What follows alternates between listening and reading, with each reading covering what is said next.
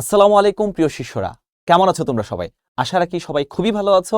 তোমাদের ইতিমধ্যে অনেকগুলো পরীক্ষা হয়ে গেছে এবং পরীক্ষাগুলো ভালো হয়েছে। তোমাদের নেক্সট পরীক্ষা হচ্ছে ইতিহাস এবং পরীক্ষার কিন্তু খুব বেশি সময় নাই। একদম শেষ মুহূর্তে আমরা ইতিহাসের একদম একটা ক্লাসে তোমাদের সব এমসিকিউ নিয়ে আলোচনা করব এবং এই যে ভিডিওটার মধ্যে তোমরা যেই এমসিকিউ গুলো পাবা সবগুলো এমসিকিউ আমি এমনভাবে সলভ করে দিব পরীক্ষার হলে তুমি 100% কমন পাবে ইনশাল্লাহ। তো চলো আমরা শুরু করে দিই। এখানে 180টার উপর এমসিকিউ আছে এবং একটা ক্লাসে তোমার সবকিছু কভার হয়ে যাবে। তো আমরা বিগত বছরে যে প্রশ্নগুলো আসছে এই প্রশ্নগুলো আমরা ধরে ধরে অ্যানালাইসিস করেছি, অ্যানালাইসিস করে দেখেছি যে কোন প্রশ্নগুলো তোমার পরীক্ষায় এসেছে এবং এই প্রশ্নগুলোর আলোকেই তোমার এই আজকের ক্লাসটা নেওয়া। শেষ পর্যন্ত যদি তোমরা ক্লাসটা করো ইনশাল্লাহ তোমাদের পরীক্ষায় 100% তোমরা কমন পাবা। চলো আর আমরা সূচনা না করে আরো ভূমিকা না বাড়ে শুরু করে দিই। প্রথমেই দেখো আমরা দ্বিতীয় অধ্যায় যেটা হচ্ছে বিশ্ব সভ্যতা, এটা থেকে আমরা শুরু করব। দ্বিতীয় অধ্যায়ের অনেকগুলো বিষয় আছে যে বিষয়গুলো তোমরা খুব বেশি কনফিউজ হয়ে যাও। ক্লাসের মধ্যে আমরা সহজ করে তোমাদের বোঝাই দিছি, এই ভিডিওতে তোমাদের সহজ করে বোঝাই দেওয়া হবে। চলো শুরু করি। মিশরীয়রা সর্বপ্রথম কতটি ব্যঞ্জন বর্ণ আবিষ্কার করে? তো এটা নিয়ে অনেকবার আলোচনা হয়েছে যে কতটি ব্যঞ্জন বর্ণ আবিষ্কার করে। মিশরে সর্বপ্রথম হচ্ছে ব্যঞ্জন বর্ণগুলো আবিষ্কার করার মাধ্যমে আমাদের বর্ণমালা একটা নতুন সংযোজন করেছে। এটা হচ্ছে টোটাল 24টি বর্ণমালা নিয়ে, এটা কিন্তু একটা বর্ণমালা না, মানে 24টি ব্যঞ্জন বর্ণ নিয়ে এটা হচ্ছে শুরু হয়েছে। তারপরে মিশরীয়রা পিরামিড তৈরি করে কেন? সবচেয়ে গুরুত্বপূর্ণ বিষয় হচ্ছে এই যে এই প্রশ্নগুলো, এটা অনুধাবনমূলক প্রশ্ন। মনে রাখবা অনুধাবনমূলক প্রশ্নগুলো তোমাকে একটু মাথা খাটায়া উত্তর করতে হবে। অনুধাবনমূলক প্রশ্ন এবং অনুধাবনমূলক প্রশ্নগুলো কি করতে হবে? একটু মাথা খাটাইতে হবে। তো অনুধাবনমূলক প্রশ্ন যে স্থাপত্য না ফারাওদের মৃতদেহ সংরক্ষণ করার জন্য, এটা অনেকটা কাছাকাছি। পুরোহিতদের আধিপত্য সূর্য দেবতা সন্তুষ্ট করার জন্য না, আমরা সবচেয়ে কাছাকাছি যে উত্তরটা হচ্ছে ফারাওদের মৃতদেহ সংরক্ষণ করার জন্য, যাতে করে তারা পুনর্জন্মে বিশ্বাস করত, যাতে করে বছরের পর বছর তারা যেন এই যে আইডিয়াটা তাদের মাথার মধ্যে ছিল এটা যেন তারা যে হ্যাঁ পুনর্জন্ম নিবে, তখন যেন তাদের যে পিরামিডের মাধ্যমে তারা এখানে অনেক স্বর্ণগয়না দিয়ে দিত এবং হচ্ছে দাসদাসীও মেরে দিয়ে দিত এটার ভেতরে। তো এটা হচ্ছে তাদের একটা যে ধর্মবিশ্বাস থেকে তারা এটা তৈরি করতো। নারমার বা মেনেস মিশরীয়দের প্রথম নরপতি বা ফারাও হওয়া কিভাবে? তিনি কিভাবে মিশরের প্রথম ফারাও হিসেবে তিনি প্রতিষ্ঠিত হন? প্রথম কথা হচ্ছে তিনি পুরো সমগ্র মিশরকে তিনি একত্রিত করেন, মানে ওয়ান সিঙ্গেল ইউনিটে তিনি নিয়ে আসেন, যার ফলে তাকে কিন্তু মিশরের একদম প্রথম যে ফারাও বা সম্রাট হিসেবে ঘোষণা করা হয় বা তিনি সম্রাট হিসেবে নিজেকে দাবি করেন, সমগ্র মিশরকে একত্রিত করে। পরীক্ষায় এই প্রশ্নটা কিন্তু অনেকবার এসেছে। তারপরে মিশরকে নীল নদের দান বলা হয় কারণ কি? তোমরা জানো নীলনদ হচ্ছে মিশরকে নীল নদের দান। এই যে কথাটা, এই কথাটা কে বলেছেন এটা কিন্তু আসে। তোমরা জানো ইতিহাসের জনক হচ্ছে হেরোডটাস। এই হেরোডটাস তিনি কিন্তু বলেছেন মিশর হচ্ছে নীল নদের দান। কারণ কি? কারণ হচ্ছে এই নীল নদের ফলে, নীল নদের দুই পাশে যে অববাহিকা, এটার মধ্যে তার সেচ ব্যবস্থার ফলে অনেক ধরনের ফসল উৎপন্ন হইতো এবং যার ফলে কিন্তু মিশরকে নীল নদের দান বলেছেন ফসল উৎপাদনের জন্য। তারপরে আমরা দেখি যে যেহেতু আর বেশি সময় নেই, আমরা একটু ফাস্ট যাবো, আমরা দ্রুত যাবো, কারণ প্রশ্নগুলো তোমরা জানো, আমরা জাস্ট প্রশ্ন করবো উত্তর দেবো, প্রশ্ন করবো উত্তর দেবো। এবার দেখো প্রাচীনকালের মিশরীয়দের জীবন প্রণালীর প্রতিটি ক্ষেত্রে প্রধানত প্রতিফলিত হয়েছে। কি প্রতিফলিত হয়েছে? তারা কিন্তু প্রত্যেকটা ক্ষেত্রে আমরা ধর্মীয় চেতনার প্রভাব, আমরা একটু আগে বলছিলাম, তারা নর্মালি পুনর্জন্মে বিশ্বাস করতো এবং এই পুনর্জন্মে বিশ্বাস করার ফলে কিন্তু তারা পিরামিড নির্মাণ করেছে এবং তাদের প্রত্যেকটা জায়গায় প্রত্যেকটা স্টেপে আমরা দেখবো যে ধর্মীয় চেতনার একটা প্রভাব রয়েছে। রয়েটা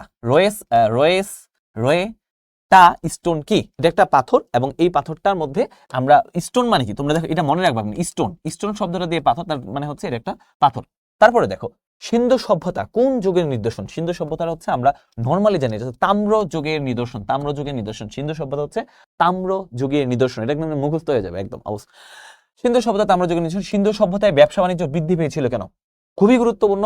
সিন্ধু সভ্যতায় কেন ব্যবসা বাণিজ্য অনেক বেশি বড় আকারে বৃদ্ধি পেয়েছে? এটার কারণ হচ্ছে কারিগরি শিল্পের সমৃদ্ধির কারণ। কারিগরি শিল্প আস্তে আস্তে প্রসার হয়েছে, যার ফলে কিন্তু এই ব্যবসা বাণিজ্যটা আরো বেশি বৃদ্ধি পেয়েছে। তারপরে আমরা দেখি কোন সভ্যতাকে ইজিয়ান সভ্যতা বলা যায়। ইজিয়ান মনে রাখবে, ইজিয়ান একটা সাগর, এটা একটু মনে রাখার বিষয়। ইজিয়ান একটা সাগর এবং ইজিয়ান সাগরের তীরে অবস্থিত একটা দেশ, নাম হচ্ছে গ্রিক সভ্যতা। গ্রিক সভ্যতা হচ্ছে ইজিয়ান সাগরের তীরে। তাহলে ইজিয়ান সভ্যতা বলা হয় কোনটাকে? গ্রিক সভ্যতাকে। তাহলে গ্রিক সভ্যতা কোন সাগরের তীরে অবস্থিত? পৃথিবীর একমাত্র সাগর কেন্দ্রিক সভ্যতা, নাম কি? গ্রিক সভ্যতা।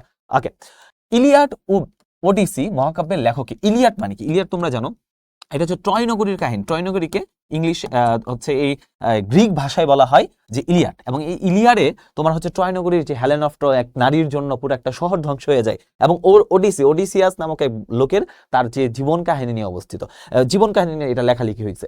এবং এই দুইটা কে লিখছে? এই দুইটা হচ্ছে অন্ধকবি।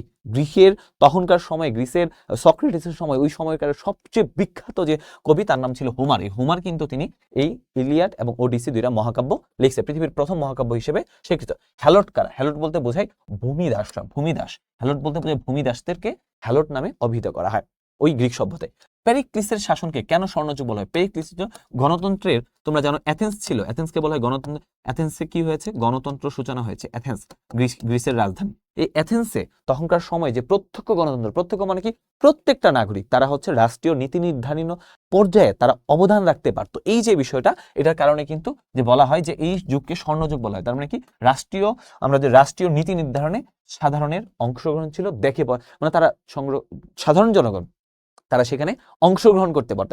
দ্যাট ইজ ওয়াই এটাকে বলা হয় স্বর্ণযুগ। সো তোমরা যারা ভিডিওটা দেখছো, তোমরা তোমাদের বন্ধু বান্ধব যারাই আছে, তোমাদের যেহেতু আর কিছুক্ষণ পরীক্ষা, বা যারা আরেকদিন পরে হইতে পারে, তোমরা যে যখন ভিডিওটা দেখছো সেটার উপর ডিপেন্ড করে বলা যেতে পারে কখন তোমাদের পরীক্ষা। যাই হোক, পরীক্ষার কিন্তু বেশি সময় নাই। সো তোমরা যেটা করতে পারো, তোমরা চ্যানেলটা সাবস্ক্রাইব করতে পারো। পরবর্তী পরীক্ষাগুলোরও কিন্তু তোমার ওয়ান শটে এরকম ক্লাস আসবে। এবং সবচেয়ে বড় কথা, তোমরা তোমাদের বন্ধুদের সাথে শেয়ার করবা। শেয়ার করলে একসাথে সবাই আমরা এ প্লাস পাবো, তাই না? ওকে, এটা হচ্ছে রাষ্ট্রীয় নীতি নির্ধারণে সাধারণ জনগণের অংশগ্রহণ। তারপরে দেখো, কেন রোমানরা যোদ্ধা জাতিতে পরিণত হয়? যোদ্ধা জাতি মানে কি? যোদ্ধা জাতি মানে হচ্ছে তারা নিজেরা মানে একটা শক্তিশালী জাতি। কারণ হচ্ছে এখানে বহিঃশক্তির আক্রমণ ঠেকাতে, অর্থাৎ বারবার রোমানরা বহিঃশক্তির থেকে তারা আক্রমণের শিকার হইতে এবং তারা নিজেদেরকে প্রোটেক্ট করার জন্য তারা কিন্তু আস্তে আস্তে আস্তে আস্তে একটা যোদ্ধা জাতিতে পরিণত হয়। কোন রোমান সম্রাট খ্রিস্ট ধর্মকে রোমান সরকারি ধর্মে পরিণত করেন? এটা আমরা জানি, কনস্ট্যান্টাইন। কনস্ট্যান্টাইন তাকে খ্রিস্ট ধর্মের, আমরা যদি বলি যে কনস্ট্যান্টাইন কি করেন, খ্রিস্ট ধর্মটাকে রাষ্ট্রীয় ধর্মে পরিণত করে এটাকে একটা অন্যরকম মর্যাদা নিয়ে গিয়েছেন। ওকে, তারপর দেখি যে মনে করো তুমি সিন্ধু সভ্যতার আলোকে একটি শহর পরিকল্পনা করছো। এই শহরে কি থাকবে? আমরা জানি সিন্ধু সভ্যতায় অনেক কিছু ছিল, পরিকল্পিত নগরায়ন, প্রশস্ত রাস্তা, পয় নিষ্কাশন ব্যবস্থা, মিলনায়তন, প্রত্যেকটা জিনিসই ছিল। তার মানে 1, 2 ও 3, এই তিনটাই হবে উত্তর। তারপরে আমরা দেখি, আমরা একটু ফাস্ট করতেছি কারণ তোমাদের এখন তো আমরা ডিটেলসে পড়ার টাইম নেই। তোমরা যেটা করবা, জাস্ট আমার এমসিকিউটা শুনে শুনে নিজেরা উত্তর দিয়ে দিবে, দেখবা যে আমার উত্তরের সাথে তোমাদের উত্তরটা মিলে কিনা। এবার দেখো, গ্রিক সভ্যতার বিখ্যাত সাহিত্যিকদের মধ্যে কে ছিল?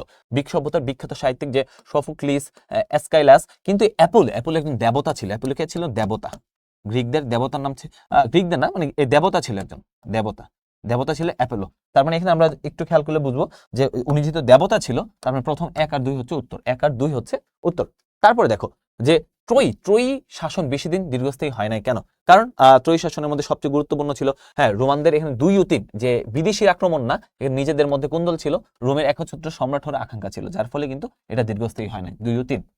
ওকে, স্বামীর বাবা চট্টগ্রাম একজন বিশিষ্ট ব্যবসায়ী। তিনি বিশ্বের বিভিন্ন দেশে গম, লিনেন কাপড় এবং মাটির পাত্র রপ্তানি করেন। স্বামীর বাবার রপ্তানি পণ্যের সাথে কোন সভ্যতার রপ্তানি সাদৃশ্য পাওয়া যায়? এটা হচ্ছে মিশরীয় সভ্যতায়। মিশরীয় সভ্যতায় আমরা দেখতে পাই তারা রপ্তানি সাদৃশ্যের জন্য অনেক অনেক জায়গায় তারা হচ্ছে তাদের যে বাণিজ্যটাকে সম্প্রসারিত করেছিল।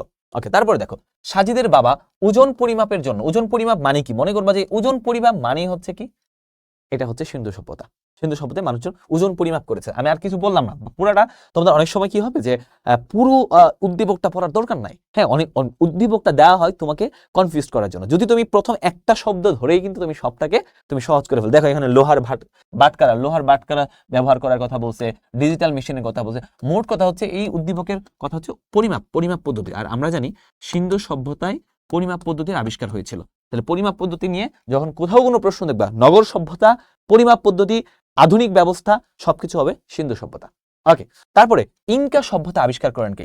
ইনকা সভ্যতা, এটা খুবই জ্ঞানমূলক প্রশ্ন, এটা তোমাকে হচ্ছে মুখস্থ রাখতে হবে, এটা কোনো শর্টকাট টেকনিক নাই। সো আমি প্রত্যেকটা প্রশ্ন চেষ্টা করবো তোমাদের কিছু শর্টকাট দেওয়ার জন্য, কিন্তু এইরকম যে মানে একদম এক কথায় উত্তর, এটা কোনো শর্টকাট খুঁজে বের করা দরকার নাই। সো সেই এক কথায় উত্তরগুলো আমরা সাধারণত নর্মালি পড়ে ফেলবো। নর্মালি এটার মধ্য থেকে আর কোনো পেস্ট খুঁজে বের করবো না। দেখো, এটা হচ্ছে হিরাম বিংহ্যাম, তিনি প্রথম এই ইনকা সভ্যতা, এবং পরীক্ষার প্রশ্ন ইনকা সভ্যতায় কোথায় হয়েছিল? পেরু। মনে রাখবো, ইনকা সভ্যতা যদি আসে, এটা দক্ষিণ আমেরিকার একটা সভ্যতা। দক্ষিণ আমেরিকা কোনগুলো? দক্ষিণ আমেরিকা হচ্ছে তোমার যারা ফুটবল খেলে বর্তমানে, ইনকা সভ্যতা ফুটবল খেলে, ইনকা সভ্যতা মোস্টলি পেরুতে কেন্দ্র করে হয়েছিল। ওকে, এটা ঢাকা ইউনিভার্সিটির প্রশ্নটা আসছিল। কোন সম্রাটের নির্দেশে মাচু পিচু নির্মাণ করা হয়? মাচু পিচু নির্মাণ করা হয় পাচাকুটি ইনকা ওনার নির্দেশে। সো এটা সহজ একটা প্রশ্ন, জ্ঞানমূলক প্রশ্ন, এটাও পরীক্ষায় আসছে বিগত বছরের বোর্ড পরীক্ষার মধ্যে। আমরা মাচু পিচু নির্মাণ করেছে পাচাকুটি ইনকা। খুবই মাথার মধ্যে একদম ঠান্ডা রেখে এই প্রশ্নগুলো মনে রাখবা। ওকে, তারপরে কারা ইনকা সাম্রাজ্য আক্রমণ করেছিল? ইনকা সাম্রাজ্য আক্রমণ করেছিল স্প্যানিয়ার্ড ভূমিদস্যু। স্প্যানিয়ার্ড ভূমিদস্যু যারা কিনা এই ইনকা এই সাম্রাজ্যকে আক্রমণ করে একে ধ্বংস করে ফেলছিল। ওকে, সরি, স্প্যানিয়ার্ড ডাকাত দল, ভূমিদস্যু নয়, ডাকাত দল হবে। দেখো এখানে একটা কিন্তু মানে টুইস্ট আছে, ভূমিদস্যু না, এটা হচ্ছে ডাকাত দল হবে। এক্সট্রিমলি সরি, ডাকাত দল, স্প্যানিয়ার্ড ডাকাত দল। হ্যাঁ, এখানে দেখো তিনটা স্প্যানিয়ার্ড আছে, স্প্যানিয়ার্ড ভূমিদস্যু আছে, স্প্যানিয়ার্ড জলদস্যু, জলদস্যু তো না, ভূমিদস্যু না, ভূমিদস্যু মানে ভূমি যারা দখল করে, ডাকাত দল। উত্তর হবে অপশন সি, ডাকাত দল। হ্যাঁ, ডাকাত দল। ওকে, তো আজটেক জাতি প্রথম বসতি স্থাপন করেছিল কোথায়? আজটেক কি? আজটেক হচ্ছে মেক্সিকোতে অবস্থিত, মনে রাখবা, পরীক্ষা এটা আসে। আজটেক কোথায় অবস্থিত? মেক্সিকো। মেক্সিকো, আমরা ইংলিশে লিখে দিয়ে মনে রাখবো, মেক্সিকো। মেক্সিকো অনেক ভালো ফুটবল খেলে। আজটেক হচ্ছে আজলটান অঞ্চলে, আজলটান অঞ্চল, আজলটান অঞ্চল মেক্সিকোর একটা অঞ্চল। আগে মেক্সিকোর রাজধানীর নাম কি? মনে রাখবা, কিছু কিছু দেশের রাজধানী হচ্ছে সিটি দিয়ে হয়, যেমন Singapore, Singapore city, Mexico, Mexico city. So এটা হচ্ছে মেক্সিকো সিটি। ওকে, তারপরে দেখো সমৃদ্ধ নগর এবং স্থাপত্য গড়ে তোলে কারা? একদম সহজ, এটা সমৃদ্ধ নগর হচ্ছে আজটেকরা, আজটেক সভ্যতার, তারা হচ্ছে সমৃদ্ধ নগর এবং স্থাপত্য গড়ে তোলে আজটেকরা। তারপরে দেখো মায়া অঞ্চলের লোকেরা ভাবের আদান প্রদান করার জন্য একটি বিশেষ ভাষার ব্যবহার করতো। এটি কোথা থেকে জানা যায়? এটা হচ্ছে আমরা দেখবো যে তাদের পাণ্ডুলিপি থেকে, তাদের লেখালেখি করতো, পাণ্ডুলিপি আছে, ওই পাণ্ডুলিপি থেকে আমরা জানতে পারি। মায়া সভ্যতার লোকেরা লিপির প্রচলন করেছিল কতটিরও বেশি ছবি ব্যবহার করে? 800টির বেশি ছবি ব্যবহার করেছিল, 800টির বেশি, অর্থাৎ 800+। পৃথিবীতে জনসংখ্যা কত মনে রাখবা, জাস্ট এটা মনে রাখো, পৃথিবীতে জনসংখ্যা 800 কোটি প্লাস, 800 কোটি। তো আর এখানে ইনকাদের লিপির, এই যে মায়া সভ্যতার লোকেরা লিপির প্রচলন করেছিল 800টা ছবি ব্যবহার করে তারা মনের ভাবটাকে প্রকাশ করত।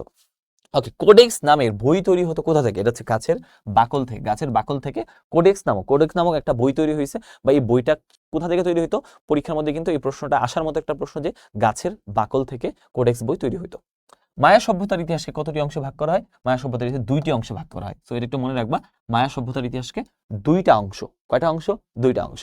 ওকে, তারপরে আমরা, অর্থাৎ সভ্যতা থেকে আমরা নর্মালি এই জিনিসটা শিখলাম। সভ্যতা থেকে আরো কিছু প্রশ্ন যদি তোমরা যদি মাথায় রাখতে পারো, সেটা হচ্ছে সভ্যতার অবদানগুলো। সভ্যতার অবদানগুলো একটু খেয়াল রাখবা, সভ্যতার অবদানগুলো। আমি যতগুলো পড়াই দিচ্ছি মোটামুটি এইগুলো থেকে বেশিরভাগ প্রশ্ন আসবে। তারপরে যদি তোমরা একটু ডিটেইলস পড়তে চাও, সভ্যতার অবদান, কোন সভ্যতার অবদান কি, হ্যাঁ, গণতন্ত্রের কোন সভ্যতার, তারপর হচ্ছে তোমার পরিমাপ পদ্ধতি কোন সভ্যতার, এগুলো আমরা পড়াইছি, তাই না? এই জিনিসগুলো একটু মাথায় রাখবা।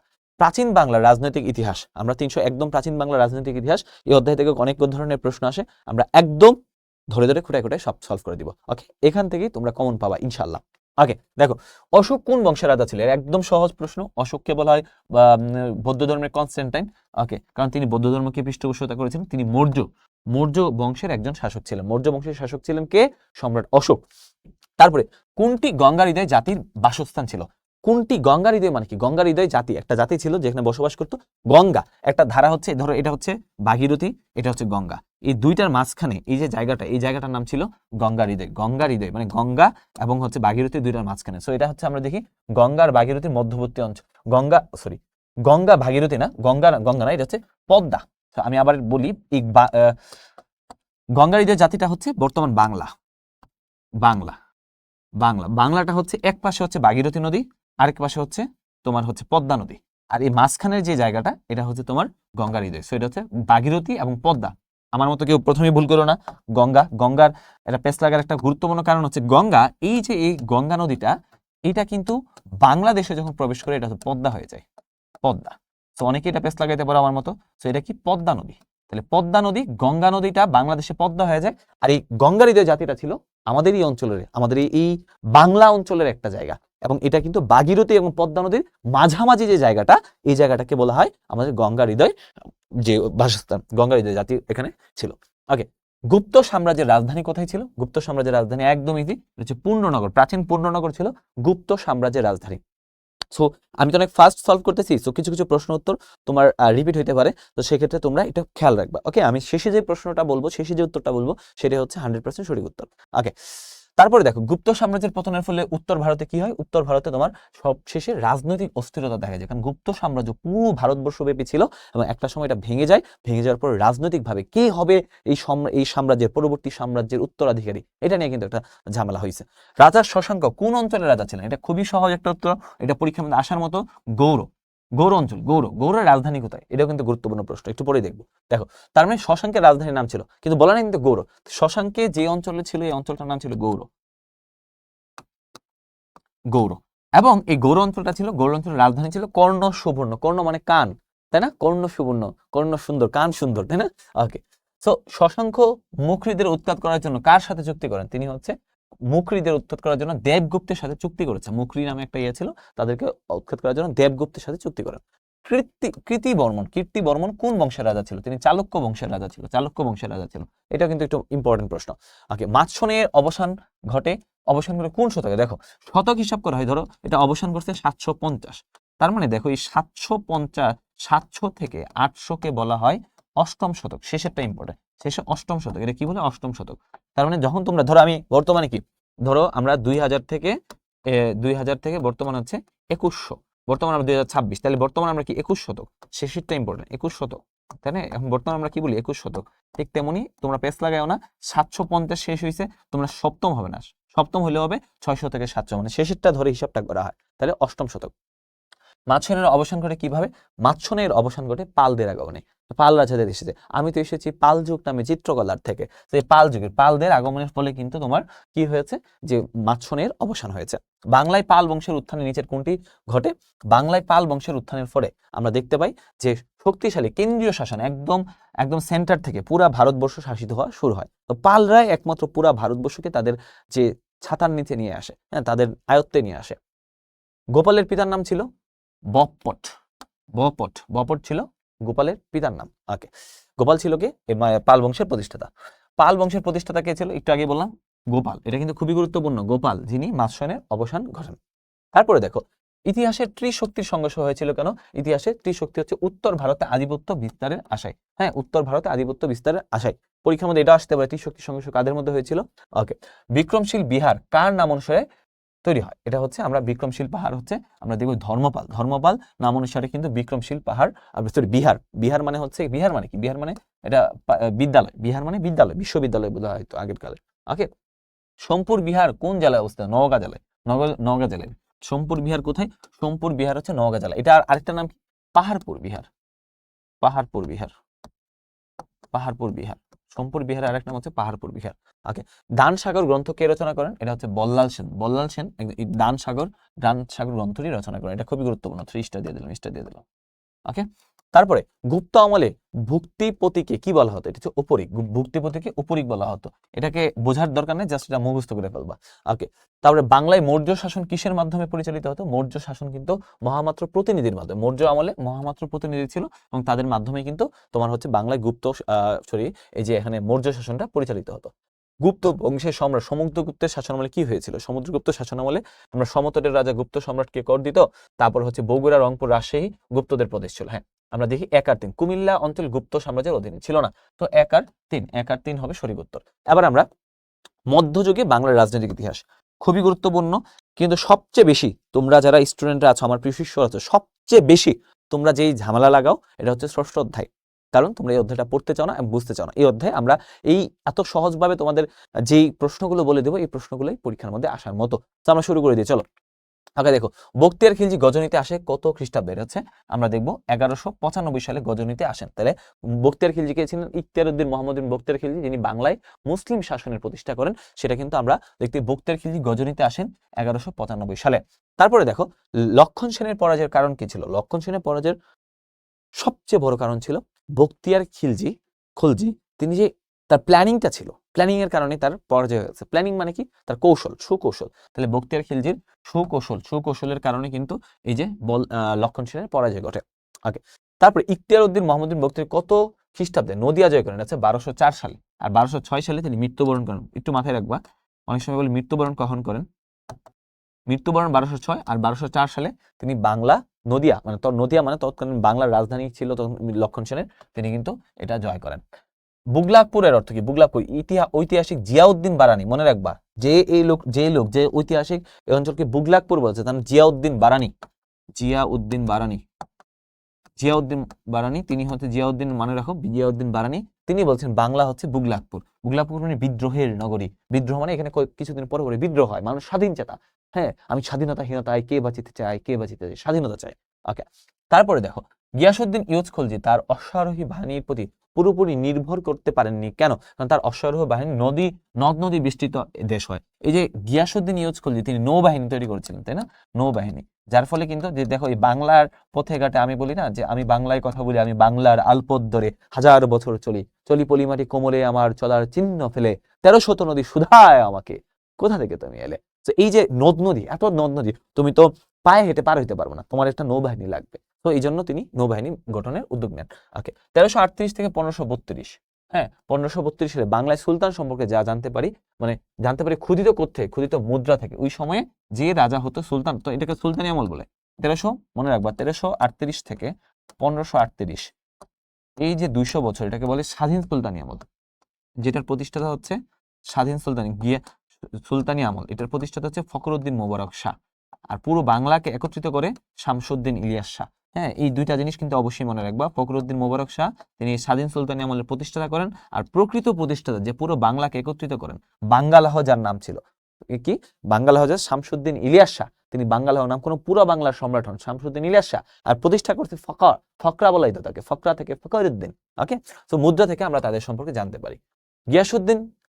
সুলতান গিয়াসউদ্দিন আজম শাহের সুখ্যাতির অন্যতম কারণ কি ছিল? কারণ তিনি বৈদেশিক ক্ষেত্রে সুসম্পর্ক প্রতিষ্ঠা করেন। তার মানে তিনি আশেপাশের যে মানুষের সাথে, তিনি হচ্ছে আশেপাশের যে রাজ্যগুলোর সাথে তিনি বৈদেশিক সম্পর্ক প্রতিষ্ঠা করেন। হাবশি শাসন মাত্র 6 বছর স্থায়ী ছিল কেন? কারণ এই যে ষড়যন্ত্রের মাধ্যমে সুলতানদের হত্যার কারণে। হাবশি শাসন কত মাত্র, হাবশি কারা, যারা আবিসিনিয়া থেকে যারা আসছিল দাস, তো তাদের শাসন 6 বছর স্থায়ী ছিল। ওকে, আলাউদ্দিন হোসেন শাহ রাজধানী পরিবর্তন কারণ কি? কারণ হাবশিদের প্রভাব থেকে মুক্তি। কারণ এই আলাউদ্দিন হোসেন শাহ তিনি কি হুসেন শাহী বংশের অন্যতম শ্রেষ্ঠ শাসক। হ্যাঁ, তো তিনি কিন্তু হাবশিদের প্রভাব থেকে মুক্তির জন্য তিনি রাজধানীটাও চেঞ্জ করে ফেলেন। ওকে, সম্রাট হুমায়ুন বাংলার নাম জান্নাতাবাদ রাখেন কেন? খুবই গুরুত্বপূর্ণ প্রশ্ন। সম্রাট তোমার নাসিরউদ্দিন মোহাম্মদ হুমায়ুন তিনি বাংলার তোমার এই যে চমৎকার সব প্রাসাদ দেখে তিনি, বা প্রাকৃতিক সৌন্দর্য এবং চমৎকার সব প্রাসাদ এগুলো দেখে বলছেন এটা তো জান্নাত, ইয়ে তো জান্নাত হে, চমৎকার প্রাসাদের কারণে এটার নামকরণ করেন জান্নাতাবাদ। ওকে, কোন শাসকের সময়ে বারো-বিহার দমন করা হয়? বারো-বিহারদের সম্রাট আকবরের সময় তারা লড়তেছিল, কিন্তু আকবরের সময় দমন করা সম্ভব হয় না। সম্রাট জাহাঙ্গীর তার যে সুবেদার ছিল ইসলাম খাঁ, মনে রাখবে কে করছেন এটা, সম্রাট জাহাঙ্গীরের সুবেদার ইসলাম খাঁ তিনি হচ্ছে মুসা খানকে হারায় তিনি বারো-বিহারদের দমন করা শুরু করছেন। একদম ক্লিয়ার মাথার মধ্যে রাখবা, ইসলাম খান যিনি বাংলার তোমার ঢাকাকে বাংলার রাজধানী হিসেবে ঘোষণা করেন। ওকে, কাদের দমনের মধ্য দিয়ে সুবেদারি প্রতিষ্ঠিত হয়? এটা হচ্ছে বারো-ভূঁইয়া। আমি তো এসেছি সার্বভৌম বারো-ভূঁইয়া থেকে। বারো-ভূঁইয়া কে ছিল? ঈশা খাঁ, মুসা খাঁ। হ্যাঁ, বারো-ভূঁইয়া কারা? স্বাধীন জমিদাররা, মনে রাখবা বারো-ভূঁইয়া হচ্ছে সার্বভৌম স্বাধীন জমিদার ছিল তারা, স্বাধীন জমিদার। তাদের মধ্যে বিখ্যাত ছিল ঈশা খাঁ, যার জন্ম হচ্ছে ব্রাউনবাড়িয়াতে। ওকে, স্বাধীন জমিদার। আমি যে এক্সট্রা তথ্যগুলো দিচ্ছি এগুলো একটু খেয়াল রাখবা, স্বাধীন জমিদার। ওকে, তারপরে রাজস্ব সংস্কার সর্বাধিক স্মরণীয় কে? এটা হচ্ছে মুর্শিদ কুলি খাঁ, যার রাজস্ব সংস্কারের নাম কি ছিল? এটা পরীক্ষা অনেকবার আসে, মাল জামিনী, তার রাজস্ব সংস্কারের নাম ছিল মাল জামিনী। তাহলে মুর্শিদ কুলি খাঁ কে ছিলেন? তিনি প্রথম দেওয়ান ছিলেন। দেওয়ান মানে কি? রাজস্ব আদায় করতেন। পরবর্তীতে তিনি নিজেই স্বাধীনভাবে মুঘলদের থেকে স্বাধীনভাবে তিনি শাসন করা শুরু করেন। তার মানে কি? মাল জামিনী। হ্যাঁ, কথা ছিল কার? মুর্শিদ কুলি খানের। ওকে, গিয়াসউদ্দিন আজম শাহ বঙ্গের শ্রেষ্ঠ শাসকদের অন্যতম ছিলেন। মুসলমান কবিদের সম্মান করার জন্য ধর্মীয় শিক্ষা, ইসলামী শিক্ষা, সংস্কৃতি অর্থাৎ 1, 2 ও 3 এই 3টা কাজই তিনি কিন্তু করেছেন। গিয়াসউদ্দিন আজম শাহ তিনি কিন্তু এই 3টা, তার মানে কবিদের সম্মান করতেন, ধর্মীয় প্রতিষ্ঠান নির্মাণ এবং ইসলামী শিক্ষা এবং সংস্কৃতি বিকাশের জন্য 1, 2 ও 3। ওকে, তারপরে জিহানের বিটিভি সংবাদে বাংলাদেশ নৌবাহিনীর অত্যাধুনিক জাহাজ এবং সাবমেরিন দেখে মধ্যযুগের খলজি শাসকের কথা মনে যায়। তারপরে আমি আগেও বলছি যে কে এটা করছেন, আমরা এখানে দেখতে পারি কোন খলজি শাসকের কথা বলছে। অর্থাৎ নৌবাহিনী তো আসলে সাবমেরিন দেখে এক খলজি শাসক, নৌবাহিনী গঠন করছে গিয়াসউদ্দিন ইউজ খলজি। সো এটা একটু চেঞ্জ হবে, এটা বক্তের খলজি মানে গিয়াসউদ্দিন ইউজ খলজি। ওকে, তো যাই হোক, তারপরে উক্ত শাসকের নীতি কি ছিল? রাজ্য সম্প্রসারণ করা, রাজধানী নিরাপদ রাখা, ব্যবসা বাণিজ্য সম্প্রসারণ। অর্থাৎ আমরা দেখতে পাই 1, 2 ও 3 এই 3টা কাজই তিনি করেছেন। ওকে, তারপরে বকুলপুর অঞ্চলে নির্বাচিত চেয়ারম্যান বেশ জনপ্রিয় ছিলেন। তার অঞ্চলে হিন্দু মুসলমান উভয়ই বসবাস ছিল। তিনি নিজে মুসলিম হলেও সকলের প্রতি তার সজাগ দৃষ্টি ছিল। তিনি হিন্দুদের উৎসাহিত করার জন্য বিভিন্ন উপাধিতে ভূষিত। মধ্যযুগে কোন সুলতান শিক্ষা চেয়ারম্যান, যে সুলতানের শিক্ষা চেয়ারম্যান এর কাজে প্রতিফলিত হয়েছে? এটা হচ্ছে তোমার আলাউদ্দিন হোসেন শাহ। তিনি কিন্তু হিন্দু মুসলিম সবাইকে নিয়ে, তার যে রাজ্য দরবারে কিন্তু হিন্দু মুসলিম সবাই এখানে সমান সুযোগ সুবিধা পাইতো। ওকে, উক্ত সুলতানের কর্মকাণ্ডের ফলে হ্যাঁ দক্ষতার সাথে অবশ্যই করছে। অদূরদর্শী ছিল না, বাংলা সাহিত্যে নতুন গতি পায়। 1 আর 3 অদূরদর্শিতা না, তিনি অদূরদর্শী ছিলেন না, তিনি খুবই দূরদর্শী ছিলেন, তাকে বাংলার আকবর বলা হতো। হ্যাঁ ওকে, দেখো ইসলামগঞ্জ ইউনিয়নের একটু আমরা কিছু এমসিকিউ সলভ করার জন্য আমাদের কিছু হচ্ছে উদ্দীপক প্র্যাকটিস করতে হবে। উদ্দীপকগুলো আমরা দেখো যে ইসলামপুর ইউনিয়নের চেয়ারম্যান জনাব তালেব খান তার ইউনিয়নের পানির সমস্যা সমাধানের জন্য বিভিন্ন স্থানে নলকূপ স্থাপন করেন। তিনি সকল ধর্ম ও বর্ণের লোকদের সমানভাবে মূল্যায়ন করেন। তাহলে জনাব তালেব খান মধ্যযুগের কোন শাসকের জ্ঞানকে কাজে ইউনিয়নকে পানির ব্যবস্থা করেন? এটা হচ্ছে নুসরত শাহ। নুসরত শাহ কিন্তু তিনি পানির ব্যবস্থা, পানির বিভিন্ন নলকূপ খনন করা এগুলো কিন্তু করেছেন। তারপরে দেখো উক্ত শাসকের মানে দেশপ্রেম, বহির্পক্ষ, সমাজের শান্তি, ন্যায় বিচার, অর্থাৎ তিনি 1 2 3টা কাজে কিন্তু তিনি করছেন। অর্থাৎ কোনো একটা শাসক যখন আসবে বেসিক্যালি এরকম যদি প্রশ্ন থাকে তোমরা নর্মালি 3টাই হওয়ার কথা, কিন্তু যদি কোনো একটা নেগেটিভ কথা বলে এটা বাদ দিয়ে দিবা, কারণ ওই শাসককে নর্মালি বাংলায় সুলতানি শাসনের ওই সময়টা আমরা পজিটিভ মানুষদের আবির্ভাবটা দেখি। সো নেগেটিভ যেটা থাকবে এটা বাদ দিয়ে বাকি দুটো হবে। দেখো এখানে কোনো নেগেটিভ কিছু নাই, সব পজিটিভ। পজিটিভ হ্যাঁ, দেশপ্রেম ভালো কথা, সমাজের শান্তি ভালো কথা, ন্যায় বিচার ভালো কথা, তাই না? 3টাই হবে। আবার এখানে দেখো আমাদের এখানে আগেরটা দেখো, একটু খেয়াল করি আগেরটা দেখো, এখানে দেখো এই দুইটা, এটা পজিটিভ, এটা নেগেটিভ, এটা পজিটিভ, তাহলে 2টা পজিটিভ হয়ে গেল 1 আর 3। এটা নেগেটিভ কোনো কিছু এখানে আসবে না মধ্যযুগের ক্ষেত্রে। ওকে, তারপরে দেখো ওকে, এবার আমরা বাংলায় ইংরেজ শাসনের সূচনা। সো আমরা মধ্যযুগের মোটামুটি সবকিছু কভার করলাম। তারপরে মধ্যযুগের কিছু হচ্ছে স্বাধীন সুলতানি আমল যেটা পড়লাম। তারপর হচ্ছে তোমার সুবেদারি শাসন, শায়েস্তা খান সম্পর্কে প্রশ্ন আসতে হবে। শায়েস্তা খান ধরো কি করেছে? শায়েস্তা খান শায়েস্তা সুবেদারি আমলে, সুবেদারি আমল, সুবেদারি আমলে শায়েস্তা খাঁ কি? শায়েস্তা খাঁ কে ছিলেন? পরিবিবি। তোমরা জানো শায়েস্তা খাঁ তোমার হচ্ছে লালবাগ দুর্গ, শায়েস্তা খাঁ লালবাগ দুর্গ নির্মাণ করেন।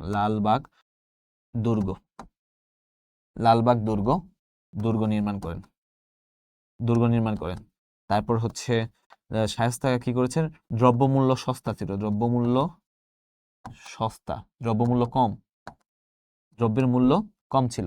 তারপরে শায়েস্তা খাঁর আমলে আমরা ধরো 1 টাকায় 8 মণ চাল পাওয়া যেত। 1 টাকায় 8 মণ চাল, এই যে 8 মণ চাল পাওয়া যেত, চাল, তাই না? 1 টাকায় 8 মণ চাল পাওয়া যেত। এই বিষয়টা তোমরা যে এই যে শায়েস্তা খাঁর আমলটা বল। তারপরে তোমার আরেকটা বিষয় এখানে আসতে পারে, সেটা হচ্ছে আমরা যে নবাব সিরাজউদ্দৌলা আলীবর্দী খাঁ, যিনি এই বর্গীদের এই অঞ্চল থেকে দূর করেন। বর্গী, হ্যাঁ, খোকা ঘুমালো, পাড়া জোড়ালো, বর্গী এলো দেশে, বুলবুলিতে ধান খেয়েছে, খাজনা দিব কিসে। তো এই যে এই শায়েস্তা খাঁর পরবর্তী আমরা ওই সময়ে, এটা শায়েস্তা খাঁর সাথে অবশ্য আলীবর্দী খাঁর কোনো সম্পর্ক নাই, এখানে সম্পর্ক হচ্ছে মুর্শিদ কুলি খাঁর পরে বাংলায় সরফরাজ খাঁ, হ্যাঁ, তারপর হচ্ছে আরো অনেকেই আসে, কিন্তু তার পরবর্তীতে আলীবর্দী খাঁ আসে, এবং আলীবর্দী খাঁ বাংলা থেকে তোমার বর্গীদের দমন করেন, হ্যাঁ, এবং পর্তুগিজদের দমনে উনি, এবং শায়েস্তাও কিন্তু এই অঞ্চলে বাংলার একদম ওই সময় সুবেদারি শাসনের একদম স্বর্ণযুগ ছিল তার আমলে। ওকে, তারপরে আমরা দেখি বাংলার ইংরেজ শাসনের সূচনা পর্ব। তাহলে বাংলা ইংরেজ শাসনের আগে আমরা মধ্যযুগ নিয়ে যে তোমাদের যে ইয়াটা আছে, টেনশনটা আছে, আমি এটা সলভ করে দিলাম। মধ্যযুগের মধ্যে এমসিকিউ কিন্তু অনেক গুরুত্বপূর্ণ, এমসিকিউ গুলো যেন কোনোভাবেই মিস না হয় এমসিকিউ গুলো। ওকে, তারপর দেখো বাংলায় ইংরেজ শাসনের সূচনা পর্ব। প্রথম দেখো ভাস্কো দা গামা প্রথমে ভারতের উপমহাদেশে কোন বন্দরে এসে থাকে? এটা সবাই জানি, কালিকট বন্দরে। 1498 সালে। কত সালে? 1498 সালে ভারতবর্ষে তিনি কিন্তু কালিকট বন্দরে এসে পৌঁছান। তারপরে ডাচটা কোন দেশের অধিবাসী? ডাচটা ছিলেন হল্যান্ডের, বর্তমান নেদারল্যান্ড বলে এটাকে। ওলন্দাজরা কত সালে ভারতে আসে? এটা হচ্ছে 1602। ওলন্দাজ নেদারল্যান্ডের, ডাচ, ওলন্দাজ, হল্যান্ড হচ্ছে 1602 খ্রিস্টাব্দে। ওলন্দাজরা উপমহাদেশে আসে কেন? তারা অবশ্যই এখানে আসে ব্যবসা বাণিজ্যের জন্য। ওলন্দাজরা এই অঞ্চলে আসছে ব্যবসা বাণিজ্যের জন্য। ইউরোপীয় প্রত্যেকটা বণিক গোষ্ঠী এই অঞ্চলে আসছে ব্যবসা বাণিজ্যের জন্য। ওকে, ডেনিস ইস্ট ইন্ডিয়া কোম্পানি গঠনের কারণ কি ছিল? ডেনিস ইস্ট ইন্ডিয়া কোম্পানি গঠনের অন্যতম কারণ ছিল এখানে হচ্ছে তাদের আমদানি রপ্তানি করা। আমদানি রপ্তানি ছিল অন্যতম গুরুত্বপূর্ণ একটা কারণ। তারপরে কত সালে ডেনেমাররা ইংরেজদের কাছে বাণিজ্য চুক্তি করে বিক্রি করে দেয়? মানে কত সালে ডেনেমাররা ইংরেজদের কাছে বাণিজ্য কুঠি বিক্রি করে দেয়? তারা একটা বাণিজ্য কুঠি বিক্রি করে দেয়, এটা হচ্ছে 1845 সালে ডেনেমাররা ডেনিস ইস্ট ইন্ডিয়া কোম্পানি যেটা বিক্রি করে দেয়। ইংরেজরা ভারতবর্ষে প্রথম বাণিজ্য কুঠি সুরাটে 1608 সালে তারা কিন্তু এখানে নির্মাণ করে বাণিজ্য কুঠি। ওকে, দ্বিতীয় চার্লস কিভাবে বোম্বাই শহরটার বর্তমানে হচ্ছে মুম্বাই, তোমরা অনেক মায়ানগরী মুম্বাই, হ্যাঁ মুম্বাই তোমরা জানো, এটা লেখার কিছু নেই। বোম্বাই শহর মুম্বাই, এই মুম্বাই হচ্ছে বিয়ের যৌতুক হিসেবে পর্তুগিজদের কাছ থেকে তিনি এটা পান, বিয়ের যৌতুক হিসেবে মুম্বাই শহরটা পান। পরবর্তীতে তিনি পর্তুগিজদের কাছে এটা বিক্রি করে দেয় মোস্ট প্রবাবলি। ওকে, ফরাসি উপনিবেশ কোথায় গড়ে ওঠে? এটা হচ্ছে পন্ডিচেরি। পন্ডিচেরি দক্ষিণ ভারতে, তামিলনাড়ু ওই অঞ্চলে। ওকে, তারপরে ফরাসি কোম্পানি এদেশে ত্যাগ করতে বাধ্য হয়, কারণ হচ্ছে ইংরেজদের উন্নত রণকৌশল। ইংরেজদের সাথে তাদের 2-3টা যুদ্ধ হয়েছে, কোনো যুদ্ধে তারা পারে না এবং তারা শেষ পর্যন্ত চলে যায়। বর্গীদের চূড়ান্তভাবে দেশ থেকে বাধ্য করেন কোন সম্রাট? আলীবর্দী খাঁ। আমি একটু আগে পড়েছিলাম তোমাদেরকে এটা বলতেছিলাম যে আমি মুখে যেগুলো বলি প্রত্যেকটাই পরীক্ষা আসার মতো, এই জন্য আমি খুবই অল্প কথা বলতেছি। আমার এই ক্লাসের প্রত্যেকটা কথা খুবই গুরুত্বপূর্ণ। আমি যে শব্দগুলো মুখ দিয়ে বের করতেছি প্রত্যেকটা কথাই তোমাদের পরীক্ষার এমসিকিউ প্রশ্ন। ওকে, আলীবর্দী খাঁ। পূর্ণিয়ার শাসনকর্তা কে ছিলেন? শওকত জং। পূর্ণিয়ার শাসনকর্তা কে ছিলেন? শওকত জং ছিলেন পূর্ণিয়ার শাসনকর্তা। আলীনগর সন্ধিতে নবাব সিরাজউদ্দৌলার সম্মতির অন্যতম কারণ কি? কারণ ছিল রাজ্যের অভ্যন্তরীণ ষড়যন্ত্র ছিল এবং তিনি আলীনগর সন্ধিতে সম্মতি জ্ঞাপন করেন। আলীনগর সন্ধিতে কার সাথে হয়েছে? ইংরেজদের সাথে। ওকে, পলাশীর যুদ্ধ কত খ্রিস্টাব্দে সংঘটিত হয়? এটা সবাই জানে, 1757 সালের 23শে জুন পশ্চিমবঙ্গের মুর্শিদাবাদ জেলার ভাগীরথী নদীর তীরে পলাশীর আম্র কারণে কিন্তু এই যুদ্ধটা হয়েছিল। ওকে, চিরস্থায়ী বন্দোবস্ত কত সালে হয়? চিরস্থায়ী বন্দোবস্ত মানে কি? চিরস্থায়ী বন্দোবস্ত কত সালে? 1793 সালে রাজা যে তৎকালীন গভর্নর লর্ড কর্নওয়ালিসের সময় কিন্তু এই চিরস্থায়ী বন্দোবস্তটা হয়েছে, পাশ হয়েছিল। ওকে, কোম্পানি দেওয়ানি লাভের পরোক্ষ ফলাফল কি? দেখো, কোম্পানি যে দেওয়ানি লাভ করছে, দেওয়ানি লাভ করার ফলে তার প্রচুর পরিমাণে টাকা পাইছে। কি পাইছে? টাকা পাইছে। টাকাগুলো তাদের কোথায় নিছে? তারা হচ্ছে তাদের ইউকেতে নিছে। ব্রিটেনের ফলে তখন কিন্তু এই ব্রিটেনে নেওয়ার পরে তাদের দেশে কিছুদিন পরে শিল্প বিপ্লব হয়েছে। তাদের দেশে কিছুদিন পরে এই যে টাকার ফলে আমাদের এই উপমহাদেশকে লুট করে তারা কিন্তু শিল্প বিপ্লব করেছে। কোথায় করেছে? তাদের নিজের দেশে শিল্প বিপ্লব। ওকে, পলাশীর যুদ্ধের ফলে কি হয়? পলাশীর যুদ্ধের ফলে ইংরেজরা একচেটিয়া ব্যবসা, মির্জাফর বাংলা সিংহাসন, ফরাসিরা বাংলা থেকে বিদায়। 1, 2 ও 3 তিনটা কাজে পলাশীর যুদ্ধ হয়েছিল। সিনফ্রে যেহেতু সহায়তা করেছিল, সিনফ্রে বলছে তুই যাবি কিনা বল, নাহলে হাল করিব জল। ওকে, তারপরে ওয়ারেন হেস্টিং দ্বৈত শাসন ব্যবস্থার অবসান করেন। কারণ কি? কারণ এটা প্রশাসনিক জটিলতা ছিল এবং হচ্ছে নৈরাজ্য ছিল, এবং সর্বশেষ হচ্ছে এই লর্ড ক্লাইভের সাথে তার দ্বন্দ্ব ছিল না। এই দুইটা জিনিসই হচ্ছে প্রধান বিষয়। হ্যাঁ, দুইটা জিনিসই তার প্রধান বিষয়। হ্যাঁ, ওকে, এই দ্বৈত শাসনের পরে কিন্তু 76-এর মনন্তর হয়েছিল। 76-এর দুর্ভিক্ষ, যেটাকে 76-এর মনন্তর হয়েছিল। এটা কি বাংলা 1176 সালে হয়েছিল, আর ইংরেজি 1770 সালে দুর্ভিক্ষ হয়েছিল, যেখানে বাংলার 3/1 মানুষ, 3 কোটি মানুষের মধ্যে 1 কোটি মানুষ মারা গিয়েছিল। তো এটা কেন হয়েছিল? দ্বৈত শাসনের পরে। ওকে, তারপর দেখো, করিম তার নিজস্ব সম্পত্তি প্রথমে 5 বছরের জন্য এবং পরে 1 বছরের জন্য বন্দোবস্ত, প্রথম 5 বছর তারপর 1 বছরের জন্য দেন। এতে কোনো লাভ না হয় তিনি নির্দিষ্ট অর্থের বিনিময়ে ইজারাদারদের সাথে স্থায়ী বন্দোবস্তের সিদ্ধান্ত, তার মানে এটা অবশ্যই চিরস্থায়ী বন্দোবস্তের কথা বলেছে, যেটা লর্ড কর্নওয়ালিস কর্তৃক প্রবর্তিত ইংরেজদের রাজস্ব ভূমি বন্টন ব্যবস্থা, চিরস্থায়ী বন্দোবস্ত। ওকে, যে উক্ত ঘটনার বৈশিষ্ট্য কি? জমির মালিকানা স্থায়ী মালিকানা হয়, রাজস্ব আদায় করার সুবিধা, এবং এখানে তিনটা জিনিসই কিন্তু তখনকার সময়ে তাদের মধ্যে হয়েছিল: জমির স্থায়ী মালিকানা, রাজস্ব আদায় এবং চিরস্থায়ী অধিকার। 1, 2, 3। ওকে, সো এবার আমরা নবম অধ্যায় জানবো। এই যে ইংরেজরা এতদিন শাসন করার পরে আমাদের অনেক লুণ্ঠন করেছে। হ্যাঁ, আমরা লড়াই করেছি, তাদের বিরুদ্ধে বুক চিতিয়ে লড়াই করেছি। এখনই তাদের বিরুদ্ধে লড়াইয়ের কাহিনীটা কি? ইংরেজ শাসনের প্রতিরোধ, নবজাগরণ, সংস্কার, আন্দোলন, এই প্রত্যেকটা জিনিস কিন্তু এই অধ্যায়ে আসবে। ওকে, যে অধ্যায়টা দেখো, ইংরেজদের সাথে ফকির সন্ন্যাসীদের কেমন সম্পর্ক ছিল? অবশ্যই ভালো সম্পর্ক ছিল না, কারণ ফকির সন্ন্যাসী বিদ্রোহ হয়েছিল, সেটা হচ্ছে সংঘর্ষমূলক। এবং ফকিরের সন্ন্যাসী বিদ্রোহ হয়েছিল তোমার ওই 1760 থেকে 1800 সালের মধ্যে। ওকে, ফকির সন্ন্যাসীর ইংরেজদের বিরুদ্ধে আন্দোলনে জড়িয়ে পড়া অন্যতম কারণ কোনটা ছিল? অন্যতম কারণ ছিল যে তারা ইংরেজ এই যে ফকির সন্ন্যাসীর ইংরেজ বিরোধী আন্দোলনে জড়িয়ে পড়ার কারণ কি ছিল? কারণ ছিল যে ইংরেজ কর্তৃক সুবিধা বঞ্চিত হওয়ার। তাদের যে তীর্থস্থান, যে স্থানটা তারা প্রতি বছর তারা এখানে যেত, এবং এই আস্তে আস্তে কিন্তু ফকির সন্ন্যাসীরা, ধরো তুমি কোথাও যাবা, তোমার হিন্দুদের তীর্থস্থান, ওইটার উপরে তারা হচ্ছে এখানে ট্যাক্স বসাইছে। তারপর আবার কি করেছে? এইখানে আরেকটা ঝামেলা করেছে তারা। এই ঝামেলাটা হচ্ছে যে এই যে তারা বিভিন্ন মুষ্টি চাল সংগ্রহ করে জীবন ধারণ করতো, এটার উপরে তারা ট্যাক্স দিয়েছে, এবং তাদের অবাধ চলাফেরার উপরে একটা নিয়ন্ত্রণ প্রতিষ্ঠা করে দিয়েছে, যেটা তাদের পছন্দ হয় না। ইংরেজরা বাংলায় নীল চাষ শুরু করে কেন? ইংরেজরা বাংলায় নীল চাষ শুরু করেছিল যে এখানে ব্যবসা করার জন্য। নীল চাষ করে নীল দিয়ে তাদের শিল্প বিপ্লবকে টিকায় রাখতে হবে। ওকে, বাংলায় ফকির সন্ন্যাসীদের জীবন ধারণের মাধ্যম কি ছিল? এই যে ভিক্ষাবৃত্তি এবং মুষ্টি সংগ্রহ, একটু আগে বলছিলাম, এটার উপরে ইংরেজরা হস্তক্ষেপ করার ফলে কিন্তু বাংলায় এই যে ফকির সন্ন্যাসীরা তারা একদম খেপে ওঠে। তারপরে দেখো সন্ন্যাসী আন্দোলনের প্রধান নেতা কি ছিল? সন্ন্যাসী আন্দোলনের প্রধান নেতা ছিল ভবানী পাঠক, আর ফকির হচ্ছে মজনু শাহ। ফকির হচ্ছে মজনু শাহ আর ভবানী পাঠক হচ্ছে সন্ন্যাসী। তিতুমিরের লাঠিয়াল বাহিনীর প্রধান কে ছিল? গোলাম মাসুম। গোলাম মাসুম ছিল তিতুমিরের, আমি তো এসেছি তিতুমিরের বিদ্রোহী গ্রাম থেকে, তাই না? বিদ্রোহী গ্রাম না, তিতুমিরের যে হাজী শরীয়ত তিতুমির থেকে, দুইজনই আমাদের এই অঞ্চলে ইংরেজদের বিরুদ্ধে সংগ্রাম করেছেন। গোলাম মাসুম ছিল তার বাহিনীর প্রধান সেনাপতি। ওকে, বাঁশের কেল্লা কত খ্রিস্টাব্দে নির্মাণ? বাঁশের কেল্লা মানে কি?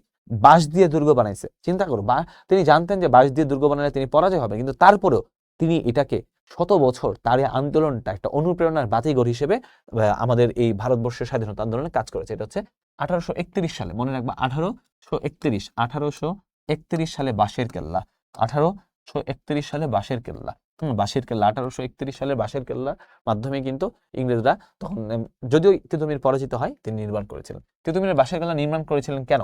তিনি নির্মাণ করেছিলেন ইংরেজদের বিরুদ্ধে সংগ্রাম করার জন্য। দেখো, আমি লড়াই চাই, লড়াই করে বাঁচতে চাই। কে লাঠিয়াল বাহিনী গঠন করেছেন? লাঠিয়াল বাহিনী গঠন করেছিলেন মূলত হাজী শরীয়তুল্লাহ। লাঠিয়াল বাহিনী যদি এটা না থাকে, হাজী শরীয়তুল্লাহর ছেলে দুদু মিয়া, তিনি কিন্তু এই লাঠিয়াল বাহিনী গঠন করেছিলেন। ইতিহাসে কাদের ফরায়েজি বলা হয়? ফরায়েজি বলা হয় যে এই যে যারা হাজী শরীয়তুল্লাহর অনুসারী। ফরায়েজি কেন বলা হয় এই আন্দোলনকে? ফরায়েজি মানে ফরজ। ফরায়েজি শব্দটা হচ্ছে ফরজ থেকে। তোমরা যারা মুসলমান তারা জানো ফরজ মানে হচ্ছে অবশ্য পালনীয়। ফরজ মানে কি? ধরো ফরজ নামাজ অবশ্য পালনীয়, যে এটা তুমি পালন করতে হবে, না পালন করলে তোমার গুনাহ হবে। তো এই যে ফরজ থেকে ফরায়েজি আন্দোলন, এবং ফরায়েজি কারা ছিল? যারা হাজী শরীয়তুল্লাহর অনুসারী ছিল। তিতুমিরের আন্দোলনকে কোন কারণে কৃষক আন্দোলনের রূপ লাভ করে? কারণ এখানে তোমরা দেখো সামাজিক সংস্কার, তিনি কৃষকদের মাধ্যমে সামাজিক সংস্কার চেয়েছিলেন। ওকে, রেনেসাঁ শব্দের অর্থ কি? রেনেসাঁস, এটা আমি একটু ভাঙি, এটা ইংরেজি একটা শব্দ, সরি এটা একটা ফ্রেঞ্চ শব্দ, নেইসান্স, এই রেনেসান্স শব্দটা একটু ভাঙি। হ্যাঁ, নেইসান্স মানে একটা ফরাসি শব্দ, নাম হচ্ছে বার্থ। তোমরা জানো বার্থ ডে সেলিব্রেট করো, বার্থ মানে হচ্ছে জন্ম বা জাগরণ, জন্ম। মানে পুনরায় জন্ম, মানে নতুন করে জন্ম। তো নতুন করে জন্ম, নতুন জন্ম। নতুন জন্ম মানে কি? তোমরাই বলো, এটার উত্তর হচ্ছে নবজাগরণ। রেনেসান্স মানে কি? নবজাগরণ। তাহলে কেন নবজাগরণ? রেনেসান্স একটা ফ্রেঞ্চ শব্দ থেকে এসেছে। ওকে, তারপরে দেখো কৃষক ও জমিদাররা ফরায়েজি আন্দোলনে যোগ দেন কেন? কারণ এই যে কৃষক ও জমিদাররা ফরায়েজি আন্দোলনে কেন যোগ দিয়েছিলেন? কারণ তারা এই যে নীলকর সাহেবদের নির্যাতন থেকে বাঁচতে চেয়েছিলেন, যে না, আমরা এখন একটা সুযোগ আসছে, আমরা যদি এই আন্দোলনে যোগদান করি, আমরা নীলকরের হাত থেকে, নীলকর যারা আমাদেরকে শোষণ করেছে, লাঞ্ছনা করেছে, যাদের কাছে আমরা বঞ্চিত হয়েছি, নিপীড়িত হয়েছি, নিষ্পেষিত হয়েছি, তাদের বিরুদ্ধে আন্দোলন করতে পারবো। ফরায়েজি আন্দোলন প্রথমে শুরু হয় কোন আন্দোলনকে কেন্দ্র হিসেবে? এটা ধর্মীয় সংস্কার আন্দোলন ছিল, কিন্তু আস্তে আস্তে এটা রাজনৈতিক আন্দোলনে রূপ নেয়। ওকে, রামমোহনকে রাজা উপাধি, আমরা যে রাজা রামমোহন বই, এটা কে দিয়েছেন? এটা হচ্ছে সম্রাট দ্বিতীয় আকবর, তিনি রামমোহনকে রাজা উপাধি দিয়েছিলেন। ওকে, রাজা রামমোহন রায় এর অন্যতম কৃতিত্ব কি? তিনি কি করেছিলেন? তিনি ইংরেজি শিক্ষার প্রসার ঘটিয়েছিলেন। তিনি রাজা রামমোহন রায়, তিনি ইংরেজি শিক্ষার প্রসারের অনেক গুরুত্বপূর্ণ ভূমিকা রেখেছিলেন। সতীদাহ প্রথা বিলোপ সাধনের চেষ্টা চালান। দেখো, সতীদাহ প্রথা, রাজা রামমোহন রায়ের এক বৌদি ছিল, যাকে কিনা এই সতীদাহ প্রথার খপ্পরে পড়ে তার জানটা, মানে তাকে হচ্ছে জীবন দিতে হয়, এবং তখন থেকে রাজা রামমোহন রায় কন্টিনিউয়াসলি চেষ্টা চালান যাতে করে এই সতীদাহ প্রথাকে বাতিল করা যায়।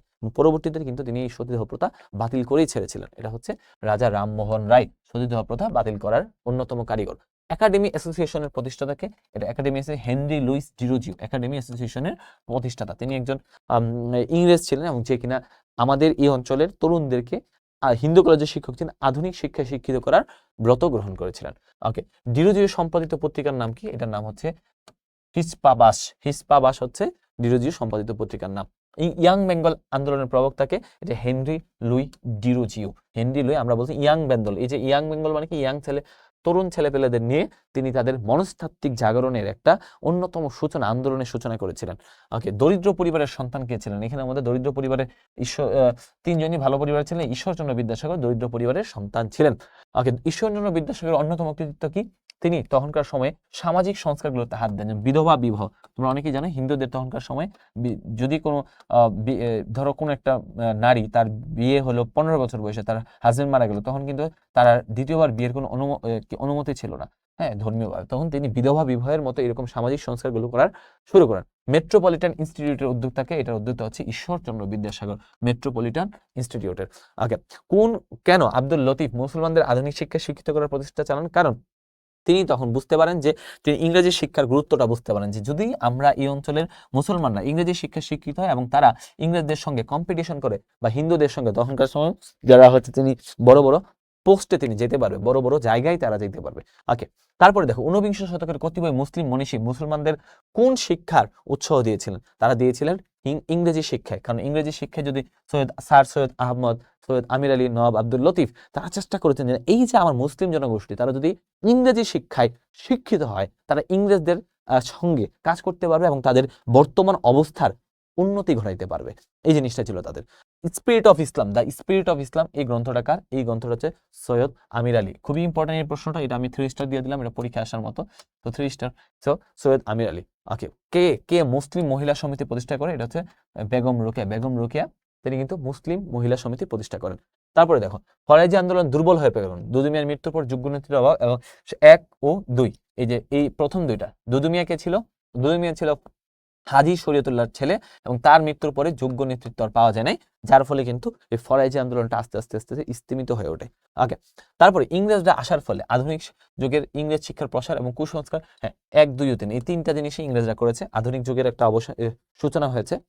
নর্মালি আধুনিক যুগ হচ্ছে ধরে 1800 সাল থেকে।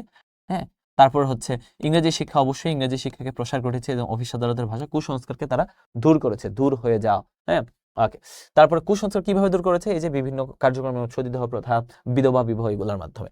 ঈশ্বরচন্দ্র বিদ্যাসাগরের সতীদাহ প্রথা বাতিলের উদ্দেশ্য কি ছিল? ধর্মীয় সংস্কার, সামাজিক সংস্কার। 1 ও 2, রাজনৈতিক সংস্কার না, সতীদাহ প্রথা কোনো রাজনৈতিক না। 1 আর 2, উত্তর হচ্ছে 1 আর 2। ওকে, জহুরুল স্যার পরিশ্রম করে অনেক অর্থবিত্তের মালিক হন এবং তিনি নিজের বিলাসী জীবন পরিহার করে গরিব দুঃখীদের মাঝে তার সমুদয় অর্থ বিলিয়ে দেন। জহুরুল স্যার ইতিহাসের কোন মনীষীর আদর্শ অনুপ্রাণিত হচ্ছে? হাজী মোহাম্মদ মহসিন, যার নিজের অর্থ বিলিয়ে দিয়ে তিনি কিন্তু দরিদ্র ছাত্রদের জন্য শিক্ষাবৃত্তির ব্যবস্থা করেছিলেন এবং হাজী মহসিন ট্রাস্টের মাধ্যমে হাজার হাজার মুসলিম ছাত্র তারা কিন্তু পড়াশোনা করতে পেরেছিল। ওকে, সুলতানগঞ্জ অঞ্চলের লোকজন বিভিন্ন কুসংস্কারে জড়িয়ে পড়লে সমাজে অন ইসলামিক কর্মকাণ্ড ছড়িয়ে পড়ে। কাদির সাহেব একজন যুবক ওই অঞ্চলে কুসংস্কার দূর করার জন্য এগিয়ে আসেন। কোন ব্যক্তির জীবনের শিক্ষা কাজে লাগিয়ে কাদির কুসংস্কার মুক্ত সমাজ গঠনে গেছেন? হাজী শরীয়তুল্লাহ। বোঝাই যাচ্ছে হাজী শরীয়তুল্লাহ ইসলামিক যে কুসংস্কারগুলো ছিল, পীর অনেকগুলো জিনিসের কুসংস্কার, যে পানি পড়া, ঝাড়ফুঁক, এগুলোর বিরুদ্ধে তিনি সচেতন ছিলেন। উক্ত বিদ্যা আন্দোলনের ফলে কি হয়েছে? উক্ত ব্যক্তির আন্দোলনের ফলে জমিদারদের বিরুদ্ধে একটা প্রতিবাদ গড়ে ওঠে, জমিদার প্রথার বিরুদ্ধে। ওকে, মানিক সাহেবের একাধিক ভাষায় দক্ষতা রয়েছে। নিজ ধর্ম ছাড়াও অন্যান্য ধর্ম বিষয়ে তিনি অগাধ জ্ঞান রাখেন। সমাজের বিভিন্ন কুসংস্কার দূর করতে গিয়ে প্রচেষ্টা চালান। বিভিন্ন বিষয়ের পাশাপাশি ইংরেজি ও আধুনিক বিজ্ঞান শিক্ষার জন্য তিনি বিদ্যালয় প্রতিষ্ঠা করেন। উদ্দীপকে উল্লেখিত মানিক সাহেবের কর্মকাণ্ডের সাথে ইতিহাসের কোন মনীষীর কর্মকাণ্ডে মিল পাওয়া যায়? এটা হচ্ছে রাজা রামমোহন রায়। রাজা রামমোহন রায় অনেকগুলো ভাষায় কথা বলতে পারতেন এবং তিনি যে সতীদাহ প্রথার মতো অনেকগুলো যে সংস্কার কার্যক্রমে অংশগ্রহণ করেছিলেন। তারপরে দেখো উক্ত মনীষীর অবদানের ফলস্বরূপ বলা হয় তাকে শিক্ষানুরাগী। আধুনিক ভারতের আমরা এই দুইটা, দানবীর বলা হয় না তাকে, এই দুইটা আধুনিক ভারতের প্রথম আধুনিক পুরুষ বলা হয় তাকে, এবং শিক্ষা অনুরাগী 2 ও 3। ওকে, আমরা অনেকগুলো অধ্যায় পড়ে ফেললাম, একটু ফাস্ট পড়লাম কারণ তোমাদের হাতে সময় নাই। এখন অনেক বেশি এক্সপ্লেনেশন দেওয়াটা আসলে বোকামি।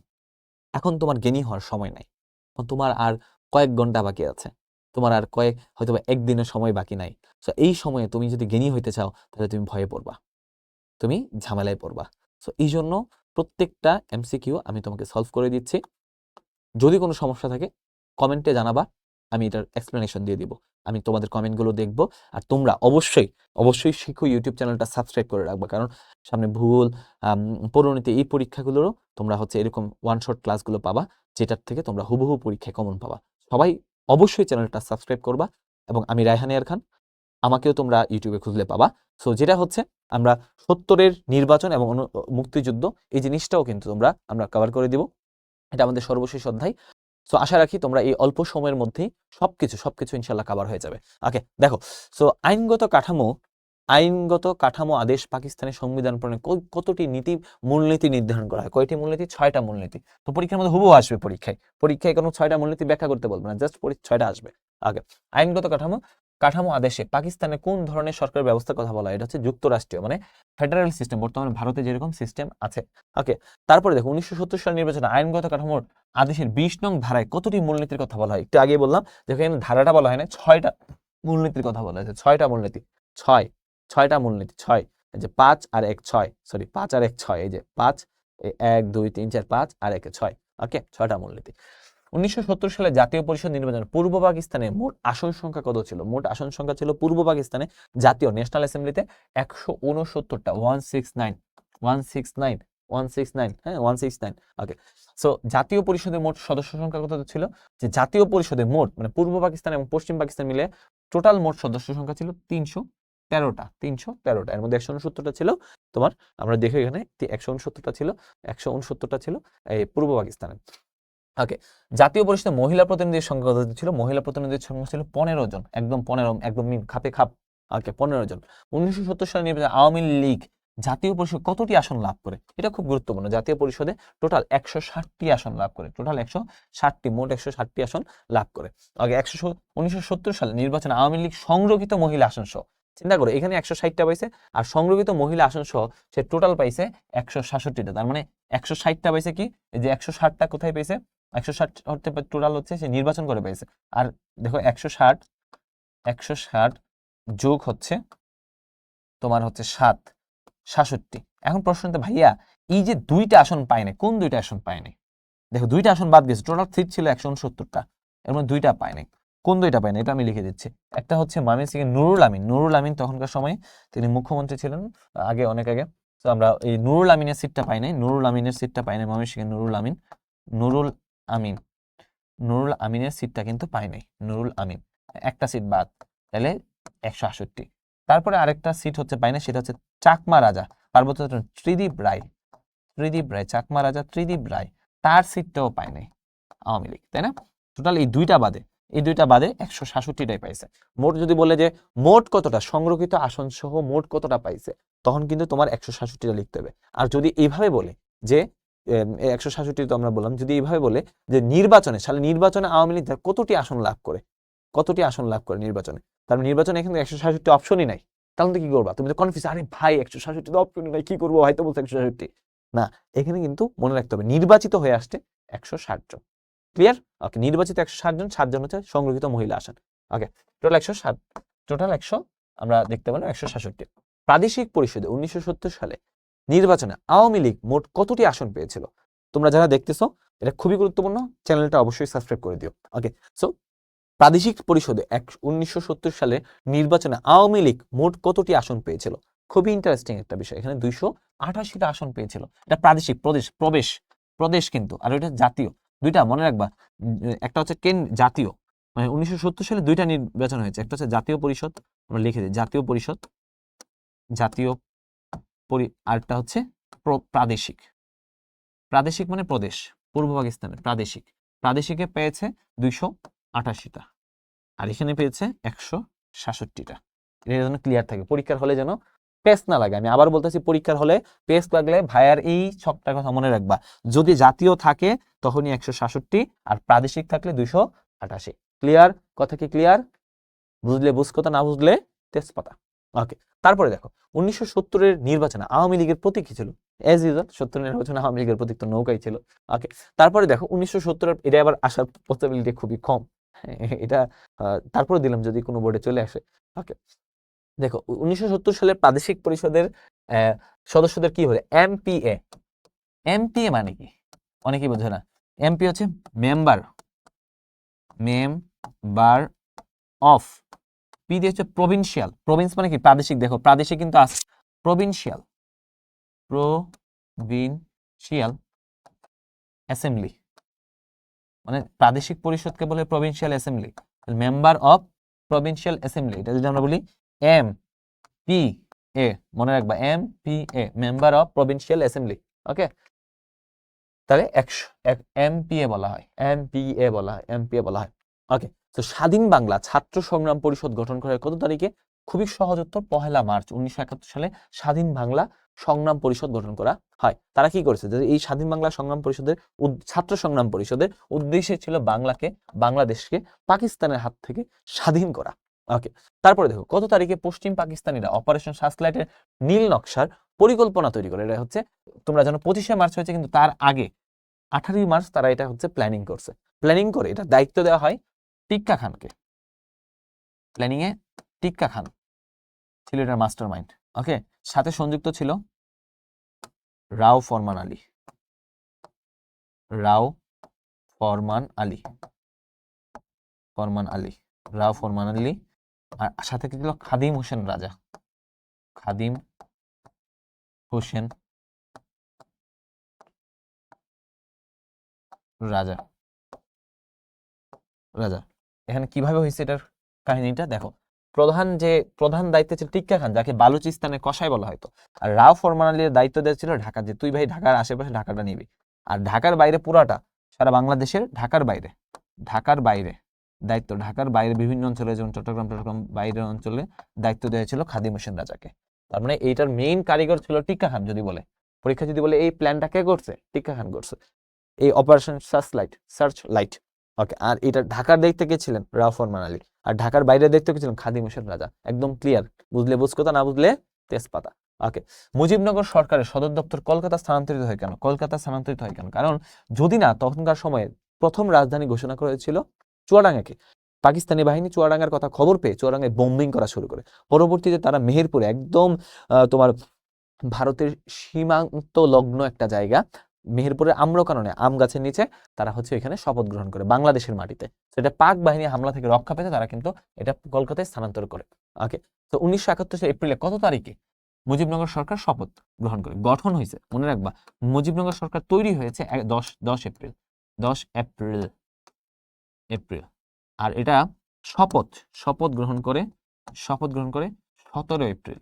এবং এই 17 এপ্রিল কেন, এবং এই মুজিবনগর দিবস কবে মনে রাখবা, দিবস যদি ঘোষণা করা হয় দিবসও কিন্তু 17 এপ্রিল, দিবসটা 17 এপ্রিল মনে রাখবা। যেদিন শপথ ঘোষণা করা হয়েছে, শপথ নিয়েছে তারা সবাই মিলে শপথ গ্রহণ করতেছিল, এটা হচ্ছে 17 এপ্রিল দিবস। ওকে, মুজিবনগর সরকারের মূল উদ্দেশ্য কি ছিল? মূল উদ্দেশ্য ছিল মুক্তিযুদ্ধকে পরিচালনা করা, যেন মুক্তিযুদ্ধটা সঠিকভাবে তারা পরিচালনা করতে পারে। তারপরে আমরা খেয়াল করি মুজিবনগর সরকারের উপরাষ্ট্রপতি কে ছিল? উপরাষ্ট্রপতি মানে তার অনেক সময় বলতে পারো অস্থায়ী রাষ্ট্রপতি, ও বাংলাদেশের প্রথম অস্থায়ী মানে কি, তখনকার সময় রাষ্ট্রপতি ছিল শেখ মুজিবুর রহমান। যেহেতু শেখ মুজিবুর রহমান পাকিস্তানের কারাগারে বন্দী, তাকে রাষ্ট্রপতি করে ব্যবস্থাটা তৈরি হয়েছে। তিনি যেহেতু পাকিস্তানের কারাগারে বন্দী, তাহলে তার দায়িত্ব কে নিবে? অস্থায়ী রাষ্ট্রপতি বা উপরাষ্ট্রপতি হিসেবে শপথ গ্রহণ করে সৈয়দ নজরুল ইসলাম। একটু খেয়াল রাখবা। ওকে, মুজিবনগর সরকারের প্রধান সেনাপতি কে ছিলেন? MAG উসমানী, আতাউল গনি উসমানী ছিলেন মুজিবনগর সরকারের প্রথম প্রধান সেনাপতি। ওকে, তো তারপরে দেখো বাংলাদেশের প্রথম প্রধানমন্ত্রী কে ছিলেন? একদম সহজ, তাজ উদ্দিন আহমেদ। এটা খুবই 3 স্টার, এটা পরীক্ষা আসার মতো। বাংলাদেশ সরকারের প্রথম প্রধানমন্ত্রী ছিলেন তাজ উদ্দিন আহমেদ, মুজিবনগর সরকারের প্রধানমন্ত্রী ছিলেন। ওকে, মুজিবনগর সরকারের অর্থমন্ত্রী কে ছিলেন? অর্থমন্ত্রী ছিলেন ক্যাপ্টেন মনসুর আলী অর্থমন্ত্রী ছিলেন। মুক্তিযুদ্ধের পক্ষে জনমতের জন্য কাকে নিয়োগ হয়? মুক্তিযুদ্ধের পক্ষে জনমতের জন্য বিশেষ দূত, মুজিবনগর সরকারের বিশেষ দূত হিসেবে নিয়োগ দেওয়া হয়। তৎকালীন ঢাকা বিশ্ববিদ্যালয়ের ভিসি ছিল, যিনি পদত্যাগ করছিলেন, পরবর্তী লন্ডন দূতাবাসে কাজ করছেন। এটা হচ্ছে আবু সাইদ চৌধুরী, বিচারপতি আবু সাইদ চৌধুরী। পরবর্তীতে তিনি স্বাধীন বাংলাদেশের প্রথম রাষ্ট্রপতি, কিন্তু এই মানে সাংবিধানিক রাষ্ট্রপতি হয় তিনি। ওকে, তারপর আমরা যদি দেখি, খেয়াল করো, এটা তো ক্লিয়ার। ওকে, মুজিবনগরের জনমত তৈরির দায়িত্ব দেওয়া হয় আবু সাইদ চৌধুরী। আর বাংলাদেশের প্রথম রাষ্ট্রপতিকে শেখ মুজিবুর রহমান। আর প্রথম সাংবিধানিক রাষ্ট্রপতিকে আবু সাইদ চৌধুরী, কারণ সংবিধান হওয়ার পরে তিনি রাষ্ট্রপতি হয়েছিলেন। ক নামক রাষ্ট্রটি যুদ্ধ শুরু হলে সেখানে জনপদ খ নামক রাষ্ট্রে আশ্রয় নেয়। আমাদের মুক্তিযুদ্ধের সময় কোন দেশ খ নামক রাষ্ট্রের ভূমিকা পালন করে? এটা সহজ, যে আমাদের 1 কোটি মানুষ শরণার্থী হিসেবে আশ্রয় নিয়েছিল কোথায়? ভারতে আশ্রয় নিয়েছিল। রোহিঙ্গাদের সংকটে বাংলাদেশ সরকার যে সাহায্য দিয়েছে 1971 সালে মুক্তিযুদ্ধের সময়, বাংলাদেশের শরণার্থী কোন দেশ ওইরূপ সাহায্য সহযোগিতা করেছিল? সেটা হচ্ছে ভারত তখনকার সময় এই সাহায্য সহযোগিতা করেছিল। আগে যুদ্ধের সময় ছাত্ররা সীমান্ত পাড়ি দিয়ে ভারতে যাওয়ার কোনো কারণ হচ্ছে না, তাদের যুদ্ধের প্রশিক্ষণ নিয়ে তারা যেন আবার এই দেশের তাদের মাতৃভূমিকে মুক্ত করতে পারে, যুদ্ধের প্রশিক্ষণের জন্য। সোভিয়েত ইউনিয়ন কিভাবে বাংলাদেশের মুক্তিযুদ্ধে অবদান রাখে? দেখো, সোভিয়েত ইউনিয়ন কিন্তু পাকিস্তানে আমরা দেখতে পাই তিনি যুদ্ধ বন্ধে ইয়াহিয়াকে আহ্বান জানান, যে ভাই তুই যুদ্ধ বন্ধ কর, নাহলে খবর আছে। হ্যাঁ, লেটার লিখে একটা আহ্বান করেন। ওকে, মুক্তিযুদ্ধের সময় আবার ভেটো প্রদান করছেন, কিন্তু এটাই করে নাই। বাংলাদেশের পক্ষে জাতিসংঘে ভেটো দিয়েছিল কে? বাংলাদেশের পক্ষে মুক্তিযুদ্ধে জাতিসংঘের ভেটো দিয়েছিল এই সোভিয়েত ইউনিয়ন। ওকে, ভেটো মানে কি? আমি মানি না। মুক্তিযুদ্ধের সময় বাংলাদেশে কতটি সেক্টরে, সামরিক সেক্টরে ভাগ করা হয়? এটা সবাই জানে, 11টি সেক্টরে ভাগ করা হয়। ওকে, তারপরে দেখো 1971 সালের জুন মাসে কে পূর্ব পাকিস্তানের রাজাকার অর্ডিন্যান্স জারি করেন? এটা হচ্ছে লেফটেন্যান্ট জেনারেল টিক্কা খান। তো ওই যে বললাম, ওই সময় তিনি প্রধান ছিলেন। ওকে, মুক্তিযুদ্ধের বিরোধিতার জন্য প্রথম কোন সংগঠনটির জন্ম হয়? এটা হচ্ছে শান্তি কমিটি। তখনকার সময় মুক্তিযুদ্ধে প্রথম যে সংগঠনটা শান্তি কমিটি, তারা কি করতো? এলাকায় কে, ধরো পাকিস্তানিরা তো আমাদের এলাকায় রাস্তাঘাট রোডঘাট কিছু চিনতো না, তারা যে এই অঞ্চলে যে ইসলামিক কিছু সংগঠন ছিল তাদেরকে আহ্বান জানিয়েছে যে তোমরা এই করো, এবং এলাকা এলাকায় শান্তি কমিটি, কার ছেলে মুক্তিযুদ্ধে গেছে এটার খবর পাকিস্তান আর্মির কাছে পৌঁছায় দিত এই শান্তি কমিটি। ওকে, সঠিকভাবে মুক্তিযুদ্ধ পরিচালনা কত সদস্য বিশিষ্ট কমিটি ছিল? হচ্ছে 6 সদস্য বিশিষ্ট। এখানে তাজউদ্দিন ছিল, তারপর তোমার মাওলানা ভাসানী ছিল, নেপ মুজাফফর ছিল, সো অনেকেই ছিল। 6 সদস্য বিশিষ্ট একটা উপদেষ্টা কমিটি গঠন করা হয়। তারামন বিবি এবং ডাক্তার সীতারা এবং দুইজন নারী, যারা কিনা নারী মুক্তিযোদ্ধা ছিল, তারা হচ্ছে উপাধি পেয়েছিলেন, এটা কি বীর প্রতীক উপাধি পেয়েছিলেন। তার দুইজন নারী বাংলাদেশের মুক্তিযুদ্ধ অবদানের জন্য খেতাবে ভূষিত হন। তার নাম কি? তারামন বিবি, ক্যাপ্টেন সেতারা বেগম। ওকে, সেতারা বেগম। ওকে, সো মুক্তিযুদ্ধে বীরত্বের সেই দুইজন নারী বীর প্রতীক খেতাব অর্জন করেন। তাদের মধ্যে একজন তারামন বিবি, আরেকজনকে আমরা সিতারা বেগম, যিনি ডাক্তার ছিলেন, ডাক্তার, বাংলাদেশ ফিল্ড হসপিটালে তিনি কাজ করেছেন। ওকে, সেতারা বেগম। তার ভাইয়ের নাম ছিল ক্যাপ্টেন, নাম কি, মেজর এটিএম হায়দার, হ্যাঁ, 2 নম্বর সেক্টরের ক্র্যাক প্লাটুনের সদস্য ছিল। ওকে, মানে ক্র্যাক প্লাটুনকে তৈরি করেছিল। মুক্তিযুদ্ধে বীরত্বের জন্য কোন নারী বীর প্রতীক খেতাব পান? অবশ্যই এখানে সেতারা বেগম। সেতারা বেগম বীর প্রতীক খেতাবটা পান। সো মুক্তিযুদ্ধে নারীদের অবদানটা খুবই গুরুত্বপূর্ণ। Okay, concert for Bangladesh, concert for বাংলাদেশের উদ্যোগ গ্রহণ করেছিলেন রবি শঙ্কর, পণ্ডিত রবি শঙ্কর, একজন সেতার বাদক। ওকে, পণ্ডিত রবি শঙ্কর তিনি করেছিলেন, পণ্ডিত রবি শঙ্কর। তো 2বার আসছে। তো এরকম যদি হয়, দেখো এই প্রশ্নটা কিন্তু উত্তর 2বার আসছে, 2বার আসলে তুমি উত্তর উপরেরটা লাগাবো আগে, হ্যাঁ। সো ভেটো মানে কি? একটু আগে বলছিলাম ভেটো মানে হচ্ছে আমি মানি না। হ্যাঁ, ভেটো মানে কি? প্রস্তাবটা আমি মানি না, মানে অসমর্থন, আমি সমর্থন করতেছি না, ভাই এটা বাদ। ওকে, নিচের কোন দেশ মুক্তিযুদ্ধের বন্ধের জন্য বন্ধের বিরুদ্ধে, মানে তখনকার সময়ে জাতিসংঘে একটা প্রস্তাব আসে যে ভাই মুক্তিযুদ্ধ হচ্ছে পাকিস্তানের ইন্টারনাল বিষয়, আমরা মুক্তিযুদ্ধকে বন্ধ চাই। এই বন্ধের বিরুদ্ধে জাতিসংঘে ভেটো দেয় কে? ভেটো দেয় হচ্ছে সোভিয়েত ইউনিয়ন, বাংলাদেশের পক্ষে, যার পাকিস্তানের বিরুদ্ধে ভেটো প্রদান করে। সমগ্র বাংলা কার সময় সুভা বাংলা নামে পরিচিত ছিল? এটা খুবই গুরুত্বপূর্ণ। সম্রাট আকবরের সময় এই বাংলাকে সুভা মানে একটা ফার্সি শব্দ যেটার বাংলা হচ্ছে প্রদেশ। সুভা একটা ফার্সি শব্দ যেটার বাংলা হয় প্রদেশ, এবং আকবর এই বাংলাকে একটা সুভা হিসেবে ঘোষণা করে। ওকে, সো বাংলাকে বেঙ্গল নামে অভিহিত করে কারা? বেঙ্গল নামে অভিহিত করে ইংরেজরা। বেঙ্গল হ্যাঁ। ওকে, তো জাতীয় পতাকা উত্তোলন করা হয় কবে? প্রথম হচ্ছে 2রা মার্চ 1971। এই জন্য এটাকে পতাকা দিবস বলা হয়। পতাকা দিবস। পতাকা দিবস কবে? পতাকা দিবস হচ্ছে 2রা মার্চ। ওকে, তারপরে দেখো, সম্রাট আকবরের সময় বাংলার পরিচয় বহন করে কোনটি? সম্রাট আকবরের সময় বাংলা হচ্ছে সুভা বাংলা পরিচয় বহন করে, সুভা বাংলা। ওকে, সো বাংলাদেশের জাতীয় সঙ্গীতের প্রথম কত লাইন যন্ত্র সঙ্গীত হিসেবে পরিবেশন করে? প্রথম 4 লাইন এটাকে যে কোনো অনুষ্ঠানে বাজানো হয়। ওকে, জাতীয় স্মৃতিসৌধের স্থপতিকে? জাতীয় স্মৃতিসৌধের স্থপতিতে সৈয়দ না, মানে মইনুল হোসেন জাতীয় স্মৃতিসৌধের স্থপতি। সাভারে গিয়েছো স্মৃতিসৌধের পাশে 30 লক্ষ মানুষের স্মৃতি ভাসে। ওকে, প্রধানমন্ত্রী যদি কোনো অনুষ্ঠানে প্রধান হলে তখন এই জাতীয় সঙ্গীতের প্রথম আমরা সম্পূর্ণ জাতীয় সঙ্গীতের যে 10 লাইন যে নেওয়া হয়েছিল এটা পরিবেশন করা হয়। জাতীয় স্মৃতিসৌধ কাদের স্মরণে নির্মাণ করা হয়েছে? আমরা দেখতে পাই নাম না জানা শহীদদের, যে শহীদরা যারা হারিয়ে গিয়েছে, 30 লক্ষ শহীদের বিনিময়ে আমরা পেয়েছি স্বাধীন সার্বভৌম বাংলাদেশ, তাদের স্মৃতিসৌধ তৈরি করার কারণ কি? এই যে আমাদের যে বাঙালির গৌরব এবং মর্যাদার একটা প্রতীক, শেখ মুজিবুর রহমান যখন রাশিয়া থেকে আসছেন, এসে তিনি বলছেন না, আমাদের এই গৌরব এবং ঐতিহ্যকে ধরে রাখতে হবে। ওকে, মুজিবনগর স্মৃতিসৌধের স্থপতির নাম কি? এটা হচ্ছে তানভীর করিম, তিনি হচ্ছে মুজিবনগর স্মৃতিসৌধ এখানে এটা স্থপতি। অপরাজেয় বাংলাকে বাংলাদেশের ছাত্র সমাজের প্রেরণার উৎস বলা হয়, কারণ কি? কারণ এই যে আমরা দেখতে পাই মুক্তিযুদ্ধের সময় যে প্রতিটি আন্দোলনে ছাত্রদের যে ভূমিকা, এই ভূমিকাটা কিন্তু এই অপরাজেয় বাংলা ঢাকা বিশ্ববিদ্যালয়ের পাদদেশে অবস্থিত, তো ঢাকা বিশ্ববিদ্যালয়ে অবস্থিত, এটার মধ্যে দিয়ে আমরা ছাত্রদের ভূমিকাটা পাই। বাঙালির প্রতিবাদী মনোভাবের মূর্ত প্রতীক কোনটি? প্রতিবাদী মনোভাব অপরাজেয় বাংলায় এখানে 3 জন মানুষ এভাবে দাঁড়াই থাকে, যেটার মাধ্যমে আমরা বোঝাই যে আমরা প্রতিবাদ করতে জানি। তোর ভয় নেই মায়, আমরা প্রতিবাদ করতে জানি, আমরা শত্রু এলে অস্ত্র হাতে ধরতে জানি। ওকে, 1971 সালে পাকিস্তানি হানাদার বাহিনী বাঙালি জাতিকে মেধাশূন্য করতে কত তারিখে বুদ্ধিজীবী? এটা হচ্ছে 14ই ডিসেম্বর, এটা সবাই জানো, বুদ্ধিজীবী দিবস 14ই ডিসেম্বর। লিমন সাহেব মিরপুরে একটি স্মৃতিসৌধ দেখিয়ে আমাকে প্রশ্ন করলেন এর স্থপতিকে। এটা হচ্ছে শহীদ বুদ্ধিজীবী কবরস্থান, এটা হচ্ছে মোস্তফা আলী কুদ্দুস। ওকে, বুদ্ধিজীবী স্মৃতিসৌধের স্থপতিকে যে মোস্তফা আলী কুদ্দুস। পরীক্ষা আসলে যেন পারো। ওকে, রায়ের বাজার বধ্যভূমির সন্ধান পাওয়া যায় কত সালে? 1975 সালে। রায়ের বাজার যে লাখ মানে হাজার মানুষকে মেরে ফেলে এখানে। এই শিখা চিরন্তনের স্থপতি কোথায়? মানে স্থাপিত হয় কত? 26শে মার্চ 1997 সালে এই শিখা চিরন্তন এটা স্থাপিত হয়। 1970 সালে নির্মাণে বাঙালি জাতির কিসের বিজয় করে? বাঙালি জাতির স্বাতন্ত্র্যবাদের, যে আমরা বাঙালি একটা জাতি হিসেবে স্বাতন্ত্র্য, এটা ইয়াহিয়া ৩রা মার্চে অনুষ্ঠিত জাতীয় পরিষদ অধিবেশন বাতিল করলে কি হয়?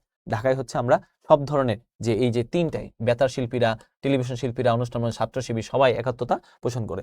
এবং অপারেশন ফাসলে নীল নকশা তৈরিকরণকে এই যে দেখো ১ আর ৩ আমরা একটু আগে পড়াইলাম, রাও ফরমান আলী, টিক্কা খান, আইয়ুব খান তো তখন ছিলেই না। ওকে, মুজিবনগর সরকার বাংলাদেশের প্রথম সরকার, পহেলা বাংলাদেশকে 4টি সামরিক জোন স্থায়ী সরকার ১ আর ২ প্রথমে 4টা সামরিক জোনে ভাগ করা হয়, স্থায়ী সরকার না, এটা অস্থায়ী সরকার, ১ আর ২ হবে। ওকে, তারপরে আমরা দেখতে অবরুদ্ধ বাংলা বলতে কি বোঝায়? ৭১-এর দিনগুলো, এবং হচ্ছে এই যে অপারেশন ফাস্টলাইন অবরুদ্ধ বাংলা বলতে বোঝায় পাকিস্তানি শাসনকালকে বোঝায় না। যৌথ কমান্ড গঠন করার উদ্দেশ্য ছিল মুক্তিযুদ্ধে আমরা নিজেরা যেন এই তিনটাই হবে, তিনটা গতিবৃদ্ধি করা, পাকিস্তানে পরাস্ত করা এবং স্বহস্তে স্বাধীনতা অর্জন করাকে বোঝায়। এবং আমরা দেখতে জাতীয় পতাকার সম্মান রক্ষা করা প্রতি নাগরিক, এর কারণ কি? এটা আমাদের একটা রাষ্ট্রের ইতিহাস, ঐতিহ্য, সংগ্রাম, লাখো শহীদের উৎসর্গের একটা সাথে জড়িত। ওকে, সো ফতেহপুর গ্রামের যুবকরা সূর্যমুখী সঞ্চয়ী সমিতি গঠন করে কিছুদিন পর সূর্যমুখী সমিতি নির্বাচন হলে বর্তমান কমিটির লোকেরা নির্বাচন ঘোষণা না মানে টাল ভায়না শুরু করে। এই যে টাল ভায়না শুরু করে, এটার সাথে কিসের 1970 সালে নির্বাচনের মিল পাওয়া যায়। 70 সালে নির্বাচনে উদ্দীপকে উক্ত নির্বাচনের ফলশ্রুতিতে কি পাই আমরা? স্বাধীনতা, সার্বভৌমত্ব, এই দুইটা জিনিসই আমরা চাই। ওকে, স্বাধীনতা, সার্বভৌমত্ব। স্কুলের শিক্ষার্থীরা বাৎসরিক শিক্ষা সফরে মেহেরপুরের বৈদ্যনাথ তলায় ভবের পাড়া গিয়ে কি সরকারি অনুষ্ঠানে, মানে ওইখানে যে মেহেরপুরের কথা বলছে, তার মানে এটা অবশ্যই মুজিবনগর সরকারের কথা বললো। মেহেরপুর কোথায়? মুজিবনগর সরকারে। ওকে, উক্ত সরকারের উদ্দেশ্য কি ছিল? বিশ্বজনমতের মুক্তিযুদ্ধ, পাকিস্তানকে সমর্থন করে না। ১ আর ২। তারপর দেখো, রাষ্ট্র রাষ্ট্রে নিপীড়িত যে মুক্তিযুদ্ধের সময় আমরা ভারতে আশ্রয় নিই, এবং এই কথাটা এখানে বলা হয়েছে, তো এটা ভারতের কথা হবে, যে আমাদের কথা উল্লেখ করে, পুরো পৃথিবীতে উল্লেখ করে। যাই হোক, তো আমরা পারবো কিনা বলো? ইনশাল্লাহ আমরা পারবোই, আমরা দেখাই দিব পরীক্ষা, ইনশাল্লাহ আমাদের এটা পারতেই হবে, কারণ আমরা পারার জন্য জন্ম নিয়েছি। আমি যেভাবে সলভ করাই দিয়েছি, ইনশাল্লাহ তোমরা যদি শেষ পর্যন্ত এইভাবে পড়ো এবং বইটা একটু রিভিশন করে দাও, তোমরা অবশ্যই পারবা। এখান থেকে 100% কমন পাবে ইনশাল্লাহ, আমি বলে দিচ্ছি। আর বইটা একটু পড়ো, কারণ সৃজনশীল তো তোমাদের লিখতে হবে নিজেদেরকে। সবাই ভালো থাকবা, সুস্থ থাকবা, আর শিখর চ্যানেলটা অবশ্যই সাবস্ক্রাইব করো। ওকে, আল্লাহ হাফেজ।